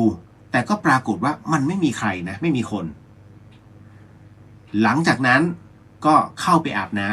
ำอาบไปคิดไปเพราะโดยปกติแล้วผมเนี่ยจะมั่นใจตัวเองเสมอเวลาไปที่ไหนแต่วันนี้มันแปลกๆครับคือวันนี้มันเกิดอาการลังเลยังไงพี่กลไม่ค่อยมีความมั่นใจอยู่คือชัยโยบอกว่าชัยโยไม่มีความมั่นใจที่จะอยู่คนเดียวครับหลังจากที่ออกมาแล้วเนี่ยก็แต่งตัวเสร็จผมก็เลยขอออกมามองรอบๆบ้านเพื่อสูดอากาศก่อนที่จะกลับเข้าไปนอนซึ่งตรงนั้นเองชัยโยบอกว่าผมก็สังเกตเห็นยุงในห้องตัวมันใหญ่มากก็เลยหายสงสัยครับว่าอ๋อทำไมพี่ผมจึงกางมุ้งให้พอเดินออกมานอกห้องก็กะว่าจะปิดจะเปิดก็ต้องบอกว่ามันค่าเท่ากันคือมันมียุงอยู่แล้วเปิดไว้ก็เผื่อยุงจะออกไปบ้างก็เลยเปิดทิ้งไว้พอผมเดินออกมาเท่านั้นครับปรากฏว่าเพียงชั่วขณะตอนนั้นเห็นทันทีว่ามันมีคนยืนอยู่ในห้องอยู่ตรงหน้าเตียงผมเลยครับผมก็เลยรีบหันไปมองว่าเอ๊ะใครแต่ปรากฏว่าพอหันไปมองก็ไม่มีใคร จากนั้นก็นึกขึ้นได้ว่าผ้าเช็ดตัวเนี่ยมันผึ่งอยู่ที่เก้าอี้ก็เลยรีบกลับเข้าห้องไปก่อนเพื่อเอามาผึ่งอีกทีบนหลังคามุ้งหลังคามุ้งของผมเลยครับแล้วก็ตัดสินใจเข้านอนทันทีก็เข้าไปในมุ้งผมก็เลยเหยียดตัวลงนอน เอามือเรียกว่าเอามือเกยหน้าผากเอาก่ายหน้าผากแล้วกันเพราะว่าติดเป็นนิสัยพี่เลียวครับตอนนั้นเป็นคฤหัสถ์น้องเขาส่งมาพี่เลียวครับสิ่งที่ผมเห็นก็คือผู้ชายคนหนึ่งลอยลงมาจากเพดานแล้วหน้าเขาเนี่ยมาปะทะที่มุ้งจนเห็นเป็นใบหน้าชัดเจนแต่ด้วยน้ำหนักที่ตัวทิ้งลงมาแล้วก็มากับมุ้งเห็นเต็มตัวเลยครับผมตกใจมากร้องเรียกพี่สาวแต่เรียกยังไงตะโกนยังไงเหมือนไม่มีใครได้ยินครับจนหน้าเขาทิ้งลงมาแล้วก็ทิ้งลงมาโดนหัวผมอยู่แล้วผมก็เลยนอนสวดมนต์เสียงดังเลยด้วยความโกรธด้วยปรากฏว่าได้ผลครับ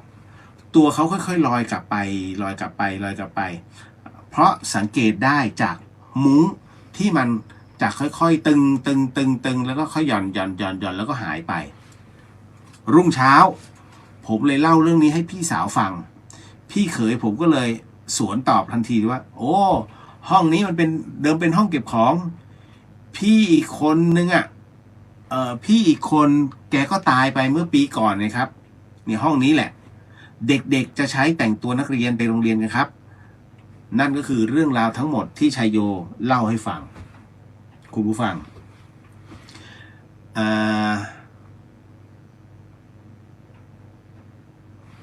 ทิ้งน้ำหนักลงมาจริงๆวิญญาณมันคือพลังงานนะโยมเอาจริงเพราะว่าหลวงพี่ตอนที่หลวงพี่ตายไปชั่วครู่นะตอนนั้นแล้วจิตมันออกมาข้างนอกมันก็ตอบไม่ได้ตรงเนี้ย เพราะมันไม่มีน้ำหนักมันคือพลังงานไงวิญญาณคือหนึ่งหน่วยพลังงานมันจะมีน้ำหนักคือกดลงมาเพื่อให้เห็นเป็นรูปใบหน้าแล้วก็ค่อยๆมันหนังเกินไปหรือเปล่าไม่หลวงพี่ไม่เดี๋ยวไม่ได้บอกว่าเป็นเรื่องไม่จริงเพียงแต่ว่าหลวงพี่กำลังมันต้องพิจารณาตามแค่นั้นแหละไม่มีอะไรหรอก เข้าใจนะตรงนี้ก็เป็นอีกหนึ่งเรื่องราวที่โยมชัยโยส่งมาให้เนาะบอกแล้วอย่าให้กู้ได้ถ้ากู้ได้ละยาว ต่อมากับคำถามต่อมาเนาะ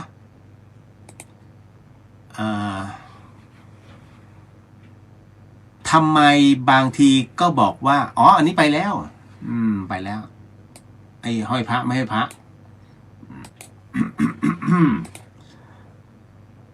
หลวงพี่ครับการที่เรามารู้ทีหลังว่าแฟนเราไปทำแท้งมาโอ้โหวันนี้หนักเลยแต่ละเรื่อง หลวงพี่ครับการที่เรามารู้ภายหลังว่าแฟนเราไปทำแท้งมาเราจะบาปไหมครับแต่เราเคยคุยกันเล่นๆตอนที่คบกันใหม่ๆว่าไม่อยากมี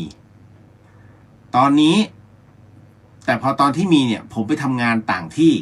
แล้วพอกลับมาก็เกิดเรื่องแบบนี้ครับแสดงว่าคุณโยมไม่ได้รับรู้ถูกไหมคือกรณีตรงเนี้ยในเรื่องของการทำแท้งปัญหาโลกแตกโยมมันมีมาแต่ไหนแต่ไรมากไอ้ที่ไม่ยอมให้เขาเกิดนั่นแหละกรณีตรงนี้ถ้าคุณโยมบอกว่าเคยพูดกันไว้เล่นๆแต่บังเอิญว่าภรรยาคุณโยมคิดจริงก็ไปเอาเด็กออกโดยที่คุณโยมเนี่ยไม่รู้เรื่องเลยคุณโยมไม่เกี่ยวอันนี้ไม่เกี่ยวในเรื่องของตัวกรรมนะไม่ได้ผลกระทบเพราะเราไม่ได้มีเจตนาคือกรรมเนี่ยกรรมะเนี่ยมันคือเราต้องมีเจตนาเป็นที่ตั้งหากเราไม่มีเจตนาไม่ถือว่าครบองค์ประกอบแห่งกรรมเพราะฉะนั้นเรื่องราวตรงนี้ถ้าคุณโยมรู้ไม่รู้จริงๆ หลวงพี่ต้องย้ำว่าไม่รู้จริงๆถ้าไม่รู้ไม่เกี่ยวไม่ได้รับกรรมแต่ถ้าสมมุติว่าพอจะรู้บ้างพอจะรู้บ้างนี่ไม่ได้เลยนะเพราะพอจะรู้บ้างปุ๊บจิตจะฟ้องทันทีมึงอะรู้จริงๆจิตมันจะฟ้องทันทีคุณโยมเท่านั้นที่จะรู้เพราะฉะนั้นถ้าบอกว่ามันก็รู้หรอกแต่ไม่รู้ดีกว่าอันนี้ก็สรุปว่าคุณก็รู้นี่ถ้าเป็นอย่างเงี้ยรับทั้งคู่หนักทั้งคู่เพราะเราไม่รู้ไงว่าเด็กที่เกิดมาเนี่ยเขาจะเป็นใครถ้าสมมุติว่าเกิดมาแล้วเป็นบุคคลสำคัญของแผ่นดินอย่างเป็นนายกเนี้ยค่าตัวเขาอัพไงแต่คุณโยมยังอยู่แค่จุดเนี้ยโอ้พังเลยนะชีวิตทำมาค้าไม่ขึ้นเขาถึงได้บอกว่าอย่าทำแท้งถ้าทำแท้งปุ๊บชีวิตจะทำมาค้าไม่ขึ้นเพราะอะไรเพราะว่าเราไม่รู้ว่าเด็กที่จะเกิดมาเนี่ยถ้าเกิดมาแล้วปฏิบัติธรรม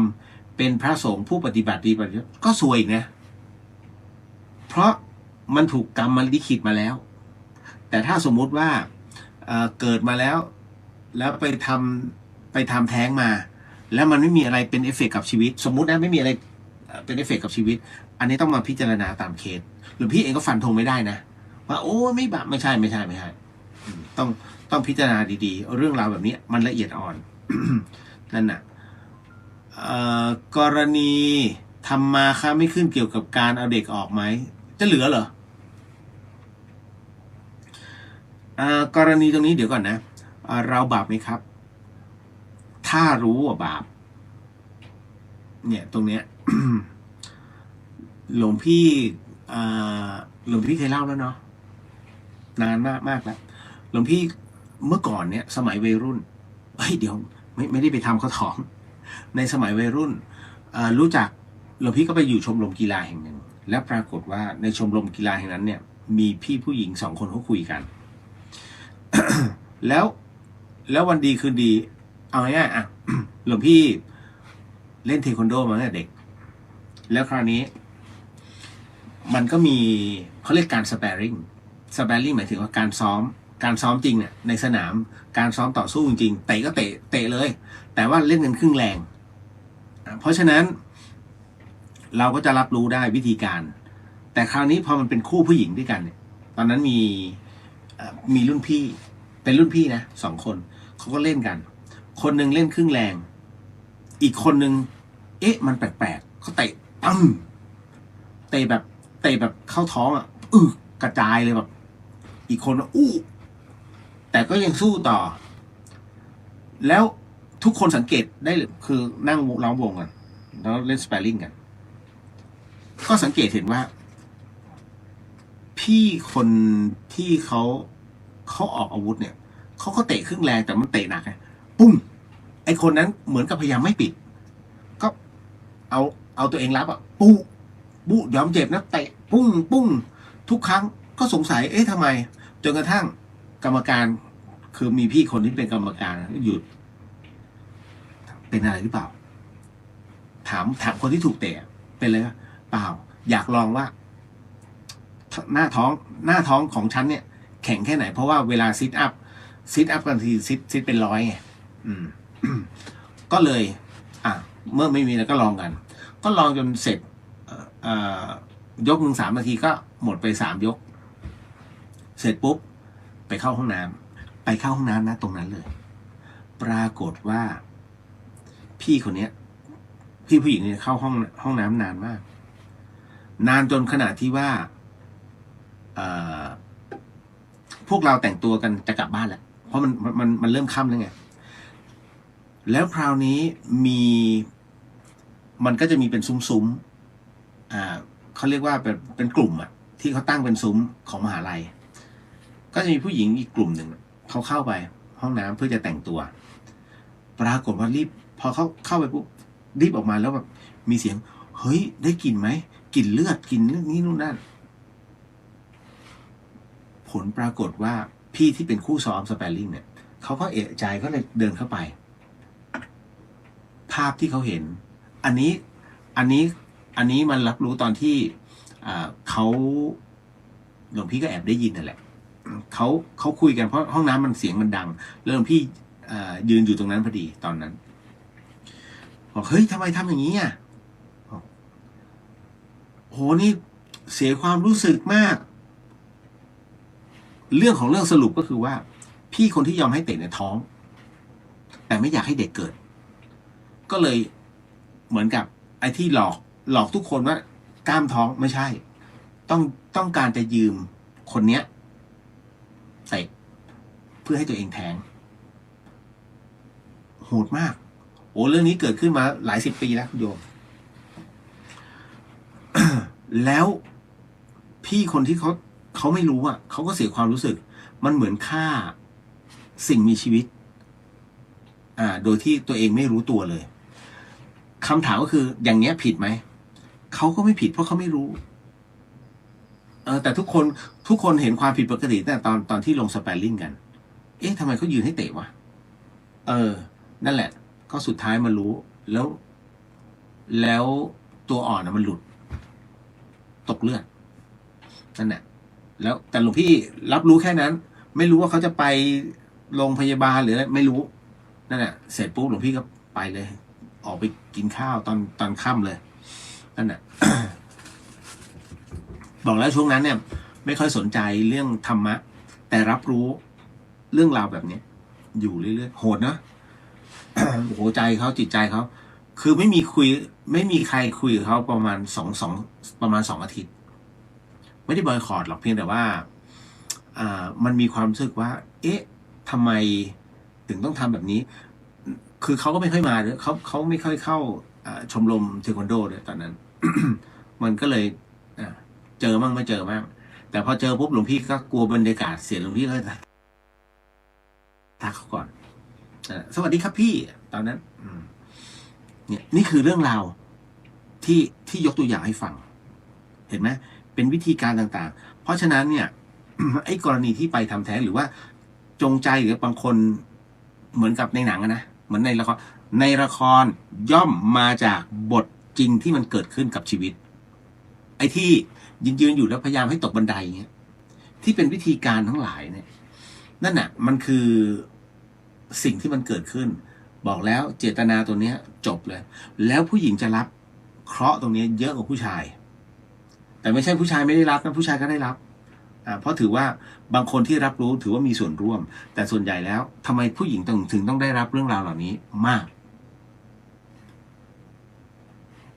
สายใยสายทารกสายรกก่อนที่เด็กจะเติบโตมามันไม่ได้เกิดในท้องพ่อแต่มันเกิดในท้องแม่มันจึงลิงก์เข้ามาเมื่อทำเขาหลุดออกไปนั่นคือการตัดสายใยออกตกลงผูกพันกับพ่อกับแม่เพราะฉะนั้นเขาถึงได้บอกว่าผู้หญิงท้องต้องดูแลสุขภาพนะอย่าเครียดนะกินผลไม้เพราะทั้งหมดทั้งมวลเนี่ยมันไม่ได้ดูแลคนเดียวมันดูแล2 คนนี่คือสิ่งที่มันเกิดขึ้นคุณโยมเพราะฉะนั้นเก็ตเนาะคุณโยมปิยาพรนมัสการครับเจริญพรคุณ โยมพี่แอนนานมัสการค่ะเจริญพรเอาต่อมา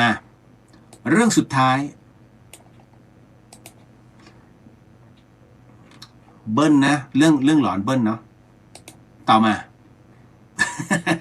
บอกแล้วอย่าให้เจอเรื่องสุดท้ายเป็นเรื่องของน้องหลิวที่ส่งมาให้สิ่งที่หลวงพี่กำลังจะเล่าให้ฟังต่อไปนี้นะอย่าเชื่อนะฟังหูไว้หูแล้วก็ใช้วิจารณญาณทุกครั้งในการรับฟังเรื่องราวประเภทนี้ข้อสำคัญอยากให้คุณโยมนั้นได้ฟังเป็นนิยายใช้หลักการมาสูตรในการฟังเรื่องราวหลอนๆเนาะเพราะเรื่องตรงนี้เป็นเรื่องที่น้องหลิวโยมน้องหลิวเนี่ยส่งมาให้หลวงพี่ตอนที่เป็นคฤหัสถ์เนาะสวัสดีค่ะพี่เลียวหลิวจะเอาเรื่องที่เพิ่งเจอมาเล่าให้ฟังนะคะหมาดๆเลยค่ะอันนี้เหตุการณ์นี้มันเพิ่งมานานแล้วเมื่อวันที่9 มกราคมที่ผ่านมานี่เองตอนนั้นหนูอยู่ที่ดอยสะเก็ดค่ะที่บ้านหนู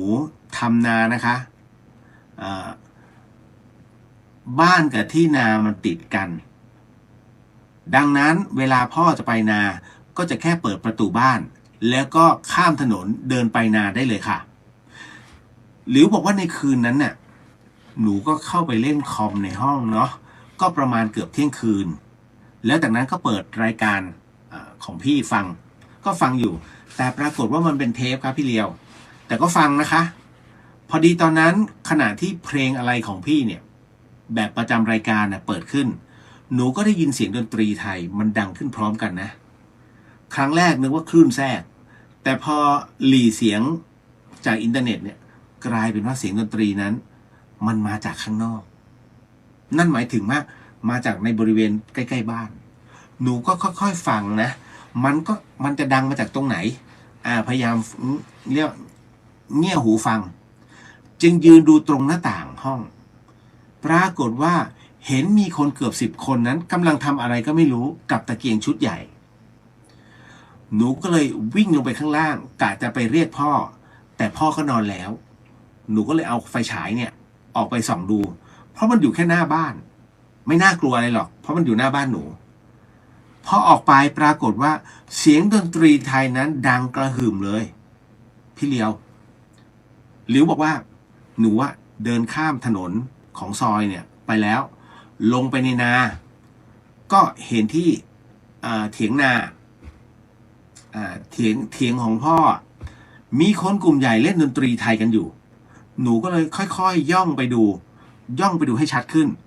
พอเห็นคนที่เขารำเขาเล่นกันอยู่เท่านั้นแหละเพ่นเลยค่ะ เพราะว่าภาพที่เห็นนั้นพี่เลียวมันเป็นป้าลุงของหนูที่ตายไปทั้งนั้นเลยแถมบางคนหนูไม่รู้จักหน้าตาด้วยซ้ำหน้าตาน่ากลัวอีกด้วยเหมือนเขารับรู้ว่าหนูเห็นทุกคนหยุดเล่นแล้วก็หันมามองที่หนูหลิวบอกว่าหนูนึกขึ้นได้ว่าตระกูลพ่อเป็นนักเล่นดนตรีไทยที่เก่งมากและปู่หนูก็เป็นครูดนตรีไทยด้วยซ้ำหนูวิ่งมาจนกระทั่งถึงหน้าบ้าน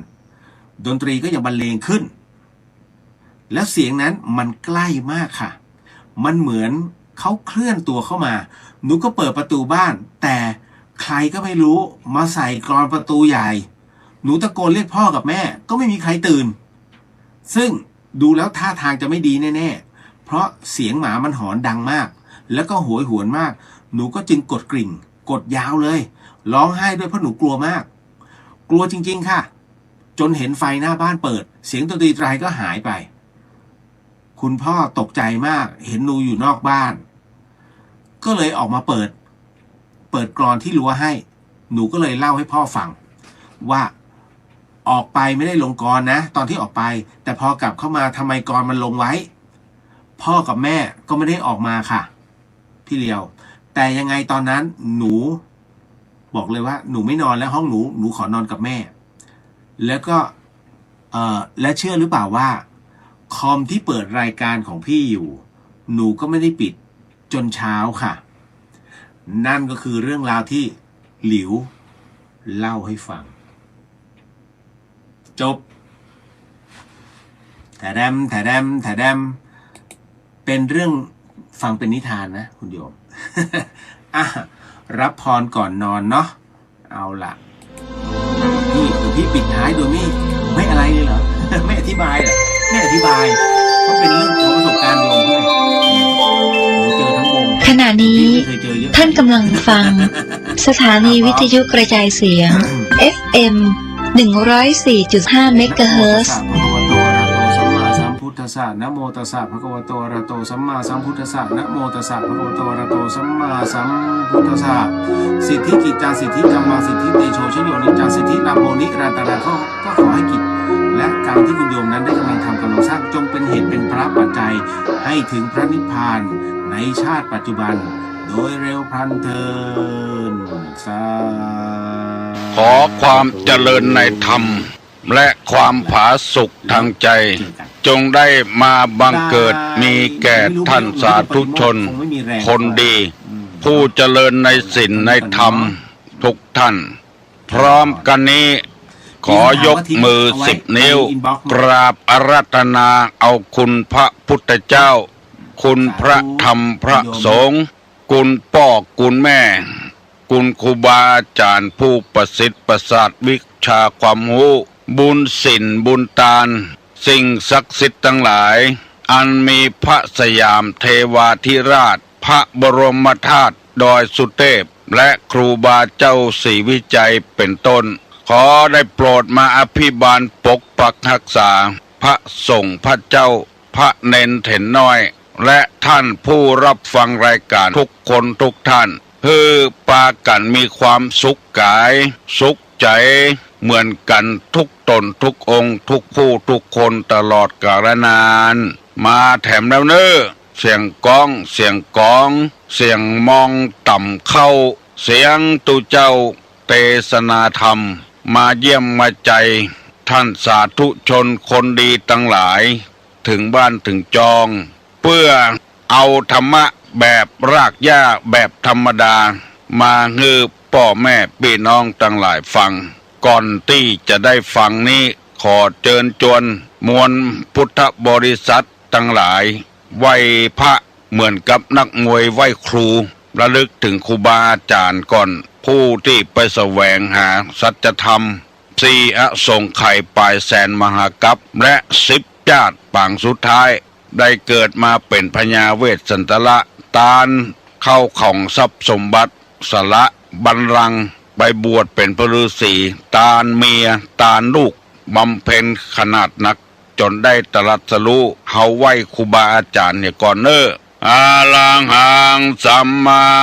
สัมพุทโธภควาพุทธังภวันตังอภิวาเทมิกราบสวากขาโตภควตาธัมโมธัมมังนัมสสามิกราบสุปฏิปันโนภควโตสาวกสังโฆสังฆังนะมามิกราบหันทัพไมยังพุทธัสสะภควโตบุพาภะคณะมะกะลังกะโลมาเสนะโมตัสสะภะคะวะโตอะระหะโตสัมมาสัมพุทธัสสะนะโมตัสสะภะคะวะโตอะระหะโตสัมมาสัมพุทธัสสะนะโมตัสสะภะคะวะโตอะระหะโตสัมมาสัมพุทธัสสะพุทธังสรณังกัจฉามิธัมมังสรณังกัจฉามิสังฆังสรณังกัจฉามิตุติยัมปิพุทธังสรณังกัจฉามิตุติยัมปิธัมมังสรณังกัจฉามิตุติยัมปิสังฆังสรณังกัจฉามิตติยัมปิพุทธังสรณังกัจฉามิตติยัมปิธัมมังสรณังกัจฉามิตติยัมปิสังฆังสรณังกัจฉามิอิติปิโสภะคะวาอะระหังสัมมาสัมพุทโธวิชชาจรณะสัมปันโนสุขโตโลกาวิทูอนุตตโลปุริสาธรรมสารถิสัทธาเตวะมนุษสานังพุทโธภควาติสวากขาโตภควตาธัมโมสันติติโกอากาลิโกเอหิปัสสิโกโอปนะยิโกปัจจัตตังเวทิตโพวินยูหิติสุปฏิปันโนภควโตสาวกสังโฆอุจุปฏิปันโนภควโตสาวกสังโฆญาญะปฏิปันโนภควโตสาวกสังโฆสามิเจปฏิปันโนภควโตสาวกสังโฆญาติตังจัตตาลิปุริสายุคานิอัฏฐปุริสาปุคลาเอสาภะคะวะโตสาวกสังโฆอาหุนยโย ปาหุไนโยทักขิไนโยอัญจลิกาละนิโยอนุตตะลังปุญญเขตังโลกัสสาติกราบหนึ่งกราบสองกราบสามกาเลนะธรรมัสสวนังเอตัมมังคะมุตตะมังมาแล้วเน้อเสียงกองเสียงมองต่ำเข้าเสียงตู้เจ้าเทศนาธรรมมาถึงในบ้านมาถึงบนเรือนมาถึงห้องนอนมาถึงในมุ้งมาถึงในครัวเรือนมาถึงในรถมาถึงทุกที่ที่ท่านทั้งหลายได้เปิดวิทยุรับฟังจากสถานีวิทยุพระพุทธศาสนาของวัดป่าหินผู้ที่ได้ออกพร้อมกันเพื่อปลุกเป่าธรรมะฮึกฟื้นขึ้นมาท่านหลวงพ่อพุทธทาสได้กล่าวไว้ว่าถ้าธรรมะไม่มาโลกาจะวินาศถ้าธรรมะมาโลกาจะสันติภาพเลือกเอาอันใดเลือกเอาอย่างใดอย่างหนึ่งเลือกเอาธรรมะกลับมาโลกาจะสันติภาพดีกว่าเพราะว่าเฮาตุกใจตึงวันนี้ตุกใจเพราะเหตุคนบ่มีธรรมะเอาเปรียบคนล้ำไปค้าขายกำให้เกินควรเล่นจู้สู่เมียกันเบียดเบียนชีวิตกันไล่ฆ่าไล่แกงกันแม้แต่สุจริตชนก็บ่เว้นบ่ไว้ครูสอนนักเรียนอยู่ดีๆครูปวดใจก็บอกว่าครูแม่ยิงตัวน้อยๆต่างหากคนบอกน้อยกี่คนบุกเปิ้นตีเปิ้นโจรบ่งูเนื้องูตัวตะงอดบ่เดียวทั้งที่ครูบ่มีโทษบ่มีตาซะยังก็เบียดเบียนกันได้เกิดจากธรรมะบ่มาแถมน้อยจะหายหรือนี่ไผไข้ฆ่ากันก็ฆ่าไผไข้แกงกันก็แกงไผไข้ลักไผก็ลักไผไข้เล่นจู้ปัวไผเมียไผก็จะเล่นโกหกพกลมสารพัดอย่างปอกกานายขายมีเล่ห์มีเหลี่ยมกว่ากันลาบลาจะขายของตัวเก่าไปทับถมคนอื่นคนที่ฉลาดต้องเลือกสินค้ายี่ห้อนั้นยี่ห้อนี้ทำให้คนบ่ให้มีสินมีธรรมขยาดไปหมดอันใดเป็นการปลอมแปลงไปอย่างหมดแม้แต่พระสงฆ์พระเจ้าคนก็บ่ให้ไว้ใจเพราะว่ามีคนบดีเป็นตัวอย่างคนไร้ศีลไร้ธรรมเป็นตัวอย่างมาอยู่ร่วมกับพระสงฆ์พระเจ้าว่าตัวเจ้าโคตรพ่องตัวเจ้ากิโลภพ่องตัวเจ้าหลงงมงายพ่องไปจุไปสุยเพราะว่าเป็นพระเป็นเจ้าไปโดนใส่คนหลงงมงายระวังเน้อพระสงฆ์พระเจ้าที่ตำบลแม่กาอำเภอสันปะตองโดนแล้วมีปอกออกไปจุตุเจ้าว่าจะเอาเงินมาสมทบทุนการก่อสร้างที่วัด3 ล้านบาทแต่ว่าของคือเอาเงินของพระคุณเจ้านั้นไปเข้าบัญชีเนี่ยก่อนแล้วจะส่งเงินเข้าทางธนาคารมาเข้าบัญชีเล่มนี้ตุเจ้าหลงเชื่อเอาเงิน100,000 กว่าบาทไปเข้าบัญชีโดยที่ตุเจ้าเป็นผู้บ่ได้ฝากคนที่มาจุเป็นคนเอาไปฝากกดว่าเอาเงินเชิดไปหายแสบเงินเข้าบัญชี3 ล้านฝ่ายบ่ได้ขึ้นมาสักกำได้ยินวิทยุเปิ้นลงหนังสือพิมพ์เปิ้นลงกาว่าอาจจะคาดเคลื่อนไปพ้องก็ได้เพราะว่าข่าวก็คือข่าวนั่นเองแต่พ้องบ่แต่พ้องแต่ในก็โดนไปแล้วว่าเป็นตัวเป็นตนตู้เจ้าชื่ออะไรหยังวัดอะไรหยังอยู่ในอำเภอสันปะตองตำบลแม่กาโดนไปแล้ว เพราะคนบดีอยู่กับบ้านเฮาเมืองเฮาเดือดร้อนเพราะคนชั่วเพราะคนขาดศีลขาดธรรม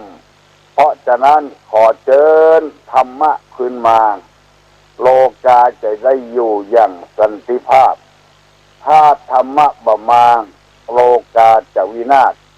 พอออกไม่ออกปิดปานาอาศรัทธานักศีลนักบุญทั้งหลายเขาเอาธรรมะมาใส่ใจนักแล้วมันจะดีขึ้นคือเป็นคนโสวัจจตาหมายความว่าเป็นคนว่าง่ายสอนง่ายเปิ้นขอความร่วมมืออันใดก็ความร่วมมือโดยเปิ้นเป็นผู้ประกอบคุณธรรมเรียกว่าโสวัจจตาความเป็นคนว่าง่ายสอนง่ายทั้งพระภิกษุและสามเณร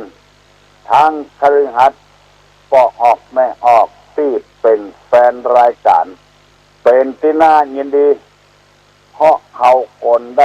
ด้คนมีศีลมีธรรมอยู่กับเฮาบ่ฮู้จักกันบ่หันหน้าผากแดนตากันแต่มีความเชื่อความศรัทธา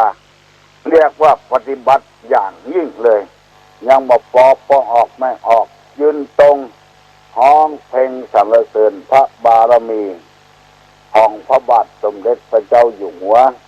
และคนทั่วประเทศที่ว่าง่ายสอนง่ายโสวัจจตาปากกันทำให้พระเจ้าแผ่นดินถ้าเป็นอย่างนี้หมดทั้งประเทศทำมาโลกาจะเจริญรุ่งเรืองโลกาจะบวินาศเพราะอู้กันแล้ว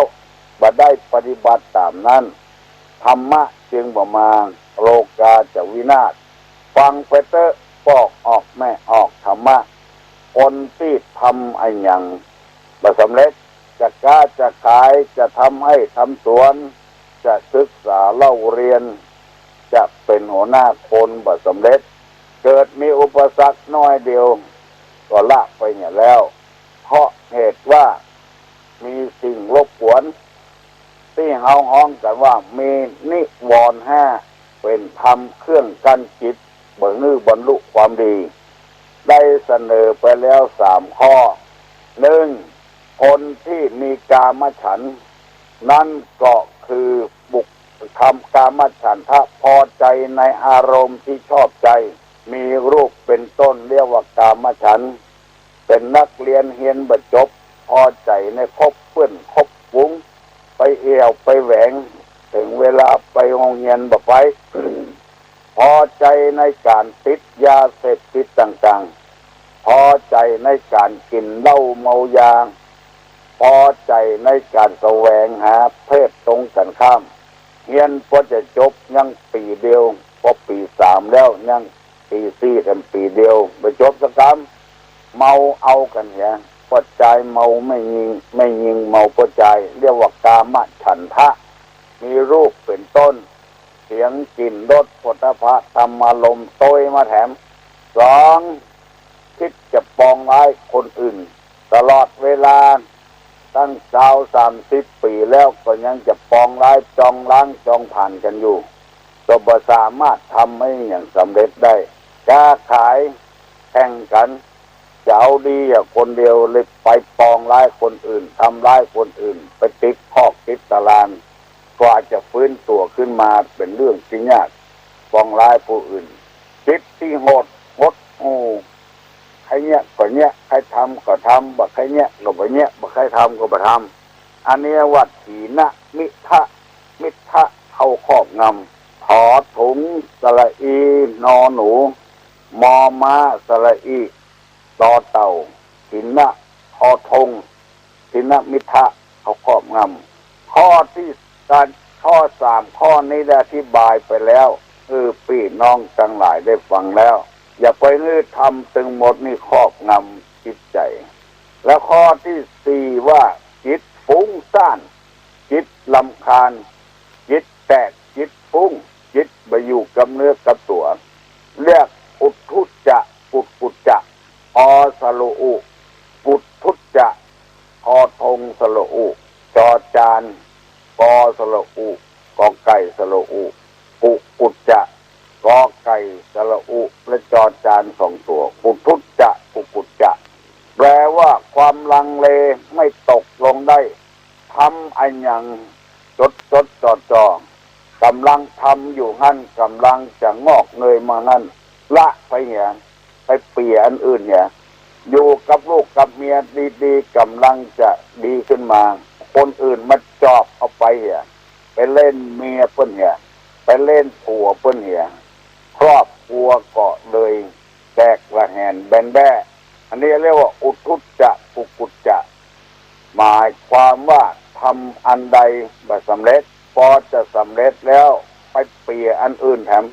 แก้ของอยู่หั่นดีๆย่างไปเป็นเจ้าให้เจ้าสวนเป็นเจ้าให้เจ้าสวนนานได้ใช้เงินปีในออกเครื่องไปเป็นปกกาในขายยุบยับลงหมดอันนี้เป็นห้องว่าจิตฟุ้งซ่านจิตรำคาญจิตแตกจิตฟุ้งจิตไปอยู่กับเนื้อกับตัวพยายามหาวิธีโดยธรรมะ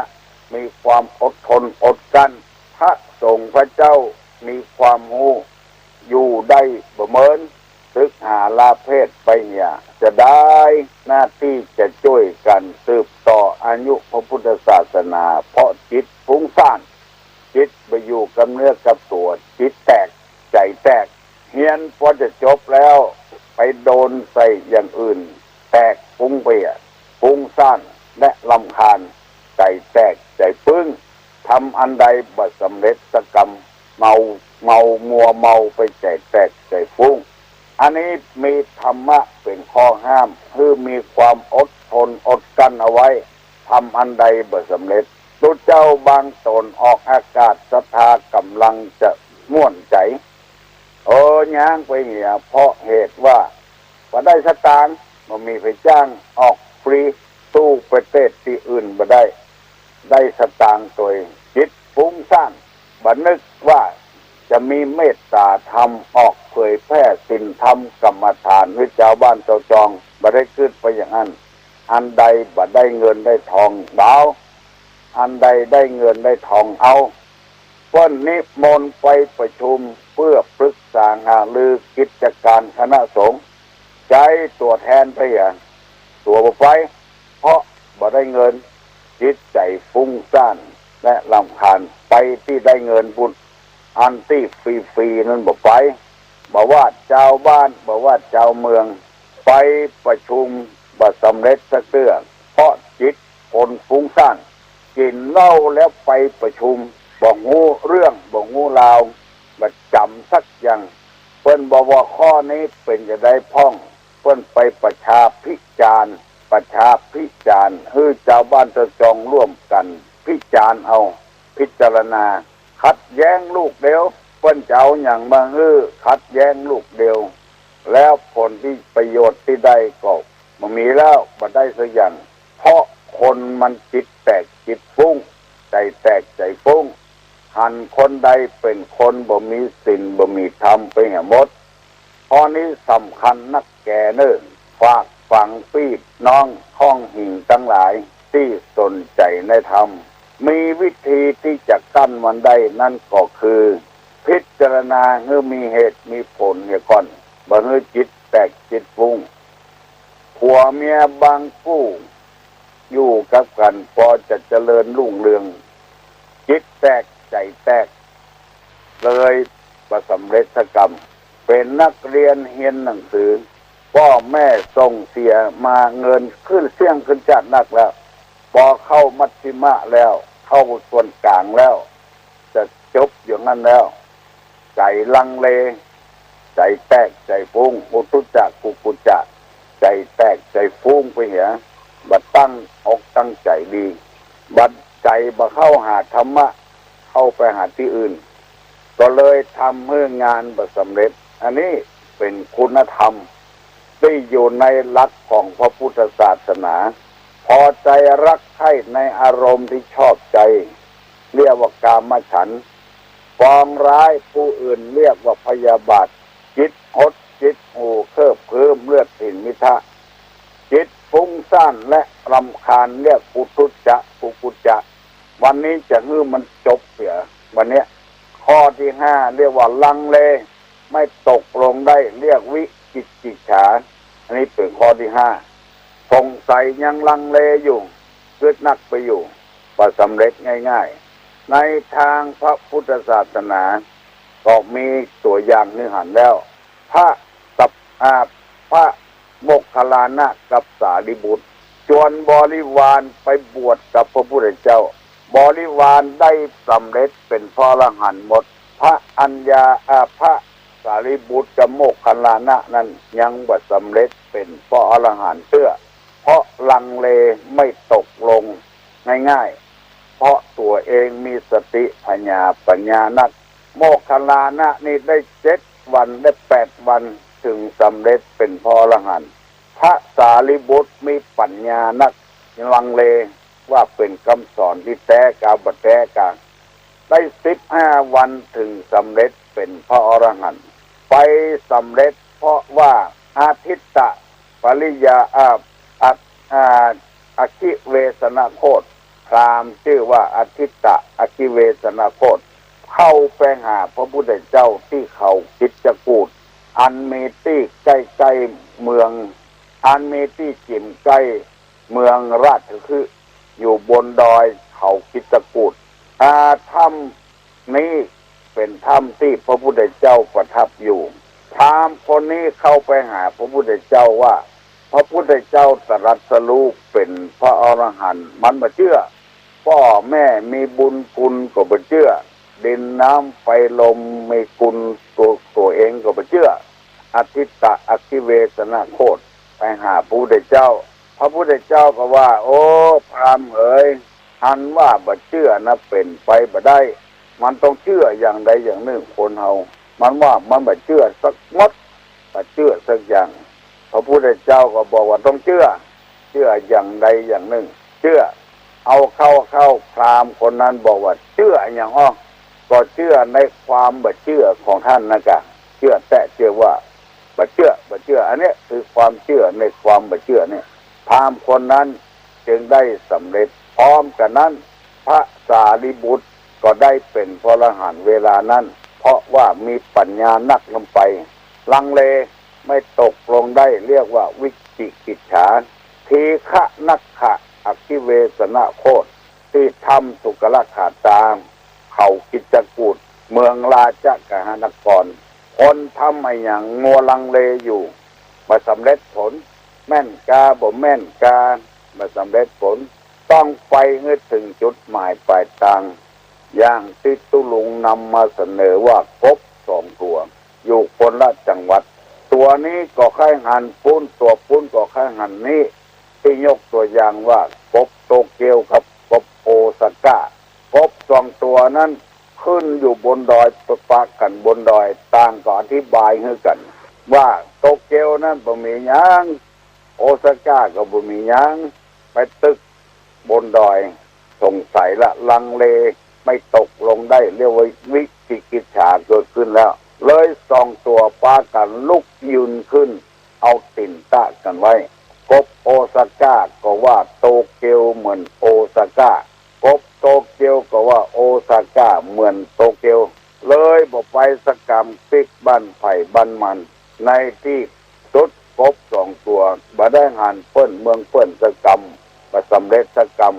เพราะความลังเลเพราะอะไรอย่างเพราะตากบนี้มันบ่ใช่มีตั้งหน้าอย่างตาคนมันมีตั้งง่อนพุ่นเวลามันลุกยืนขึ้นนี่มันหันเมืองตัวเก่าบ่หันเมืองเปิ้นสกรรมหันเมืองตัวเก่าว่าโอซาก้าก็เหมือนโตเกียวก็เหมือนโอซาก้าคนกึดนักโบราณเพิ่นว่าบ่าวกึดนักเป็นบ่าวเท่าสาวกึดนักก็เป็นสาวเท่าบ่ได้ผัวซะเตื้อผัวทุกข์ผัวยากผัวได้ผัวขี้เหล้าขี้ยาผัวได้ผัวนักเลงเล่นพายเล่นการพนันนี่มาทุกข์อกทุกข์ใจเอามาเป็นทำพันมาทันเป็นเชื้อลูกเต้าก็อย่าติดเชื้อพ่ออยู่ไปอย่างอันกุมเท่าจะตายเลยเป็นสาวเท่าไปเหี้ยกระจายก็จะเอาเมียก็ผัวเมียขี้จมขี้แซนกินง่ายใจโอยผัวไปใจง่ายเอาได้ไปกี่เดือนกี่ปีจะไปเป็นจู้เป็นเจิงกับกระจายอื่น แล้วก็กินง่ายใจโอ้ยเป็นคนที่ค้านเนี่ยไอ้ยังบ่สำเร็จสักเรื่องจะซักผ้าก็แก้ผ้าไว้2-3 วันจะล้างถ้วยก็เอาถ้วยแก้ไว้หัวไปโดนแต่ไม่ยิงอย่างที่ค้านเอามาทำพันลูกก็จะเกิดเป็นอีกแต่เหมาะเลยบ่ได้เอาเลยเป็นเบาเท่าไปเห็นตัวเจ้าคึดนักเอาไปเอามาก็เป็นตู้ลุงอยู่วัดกระหอดประเดียวคึดนักอันนี้คือความลังเลเนี่ยอย่างบ่สำเร็จจะเรียนหนังสือก็บ่สำเร็จจะค้าขายรายล่องต้องบ้านเตียวเมืองก็บ่สำเร็จเป็นครูบาอาจารย์ก็บ่สำเร็จสอนหนังสืออย่างนั้นดีๆแต่เพิ่นชวนไปอื่นลาครูเนี่ยบ่สำเร็จอย่างทั้งอย่างอันนี้วันนี้ตู้ลุงได้นำเอานิวรณ์5มาเสนอเงือพี่น้องทั้งหลายได้หลายวันแล้ววันนี้จบกันเนี่ยก่อนเอายกมือไหว้เน้อตู้ลุงจะปั่นปอนแล้วเน้อสัพพิติโยวิวัจจันตุสัพพะโรโควินาศตุมาเตภวะตวนตะลาโยสุขีติคายุโกภวะอภิวาธนาสีริสะนิจังวุธาปัจจายโนจัตตาโลธรรมาวตันติอายุวันโนสุขังปลัง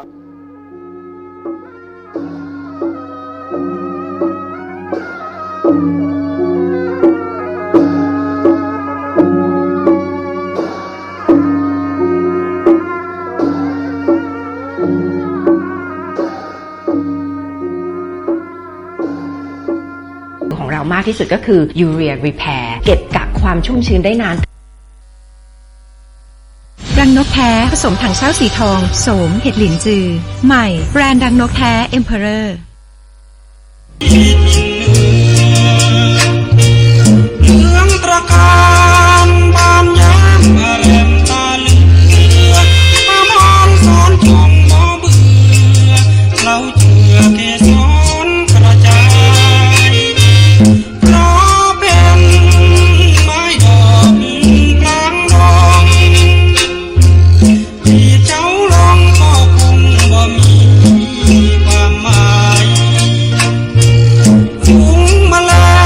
งคอยฟังแสบสุดจนสายทั้งรอยลิ้วลงพื้นทรายผู้คนเขาไม่นำพาดอกงามกำลังบานย้อยร่วงระลอยใจพิมเขาว่า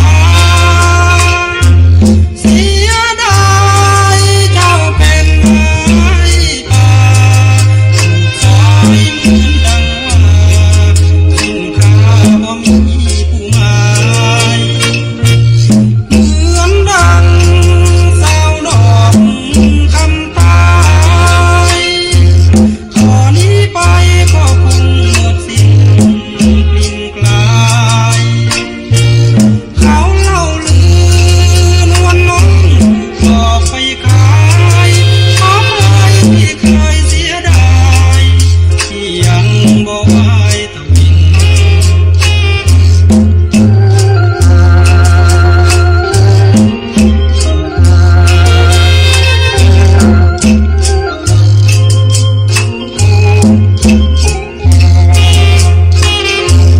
เหมือนดัง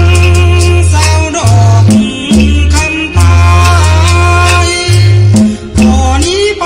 ก็คงหมดสิ้นกลิ่นกลาย เขาเล่าลือนวลน้องบอกไปขายหอมไรที่เคยเสียดายที่ยังบ่ไหวตะวิน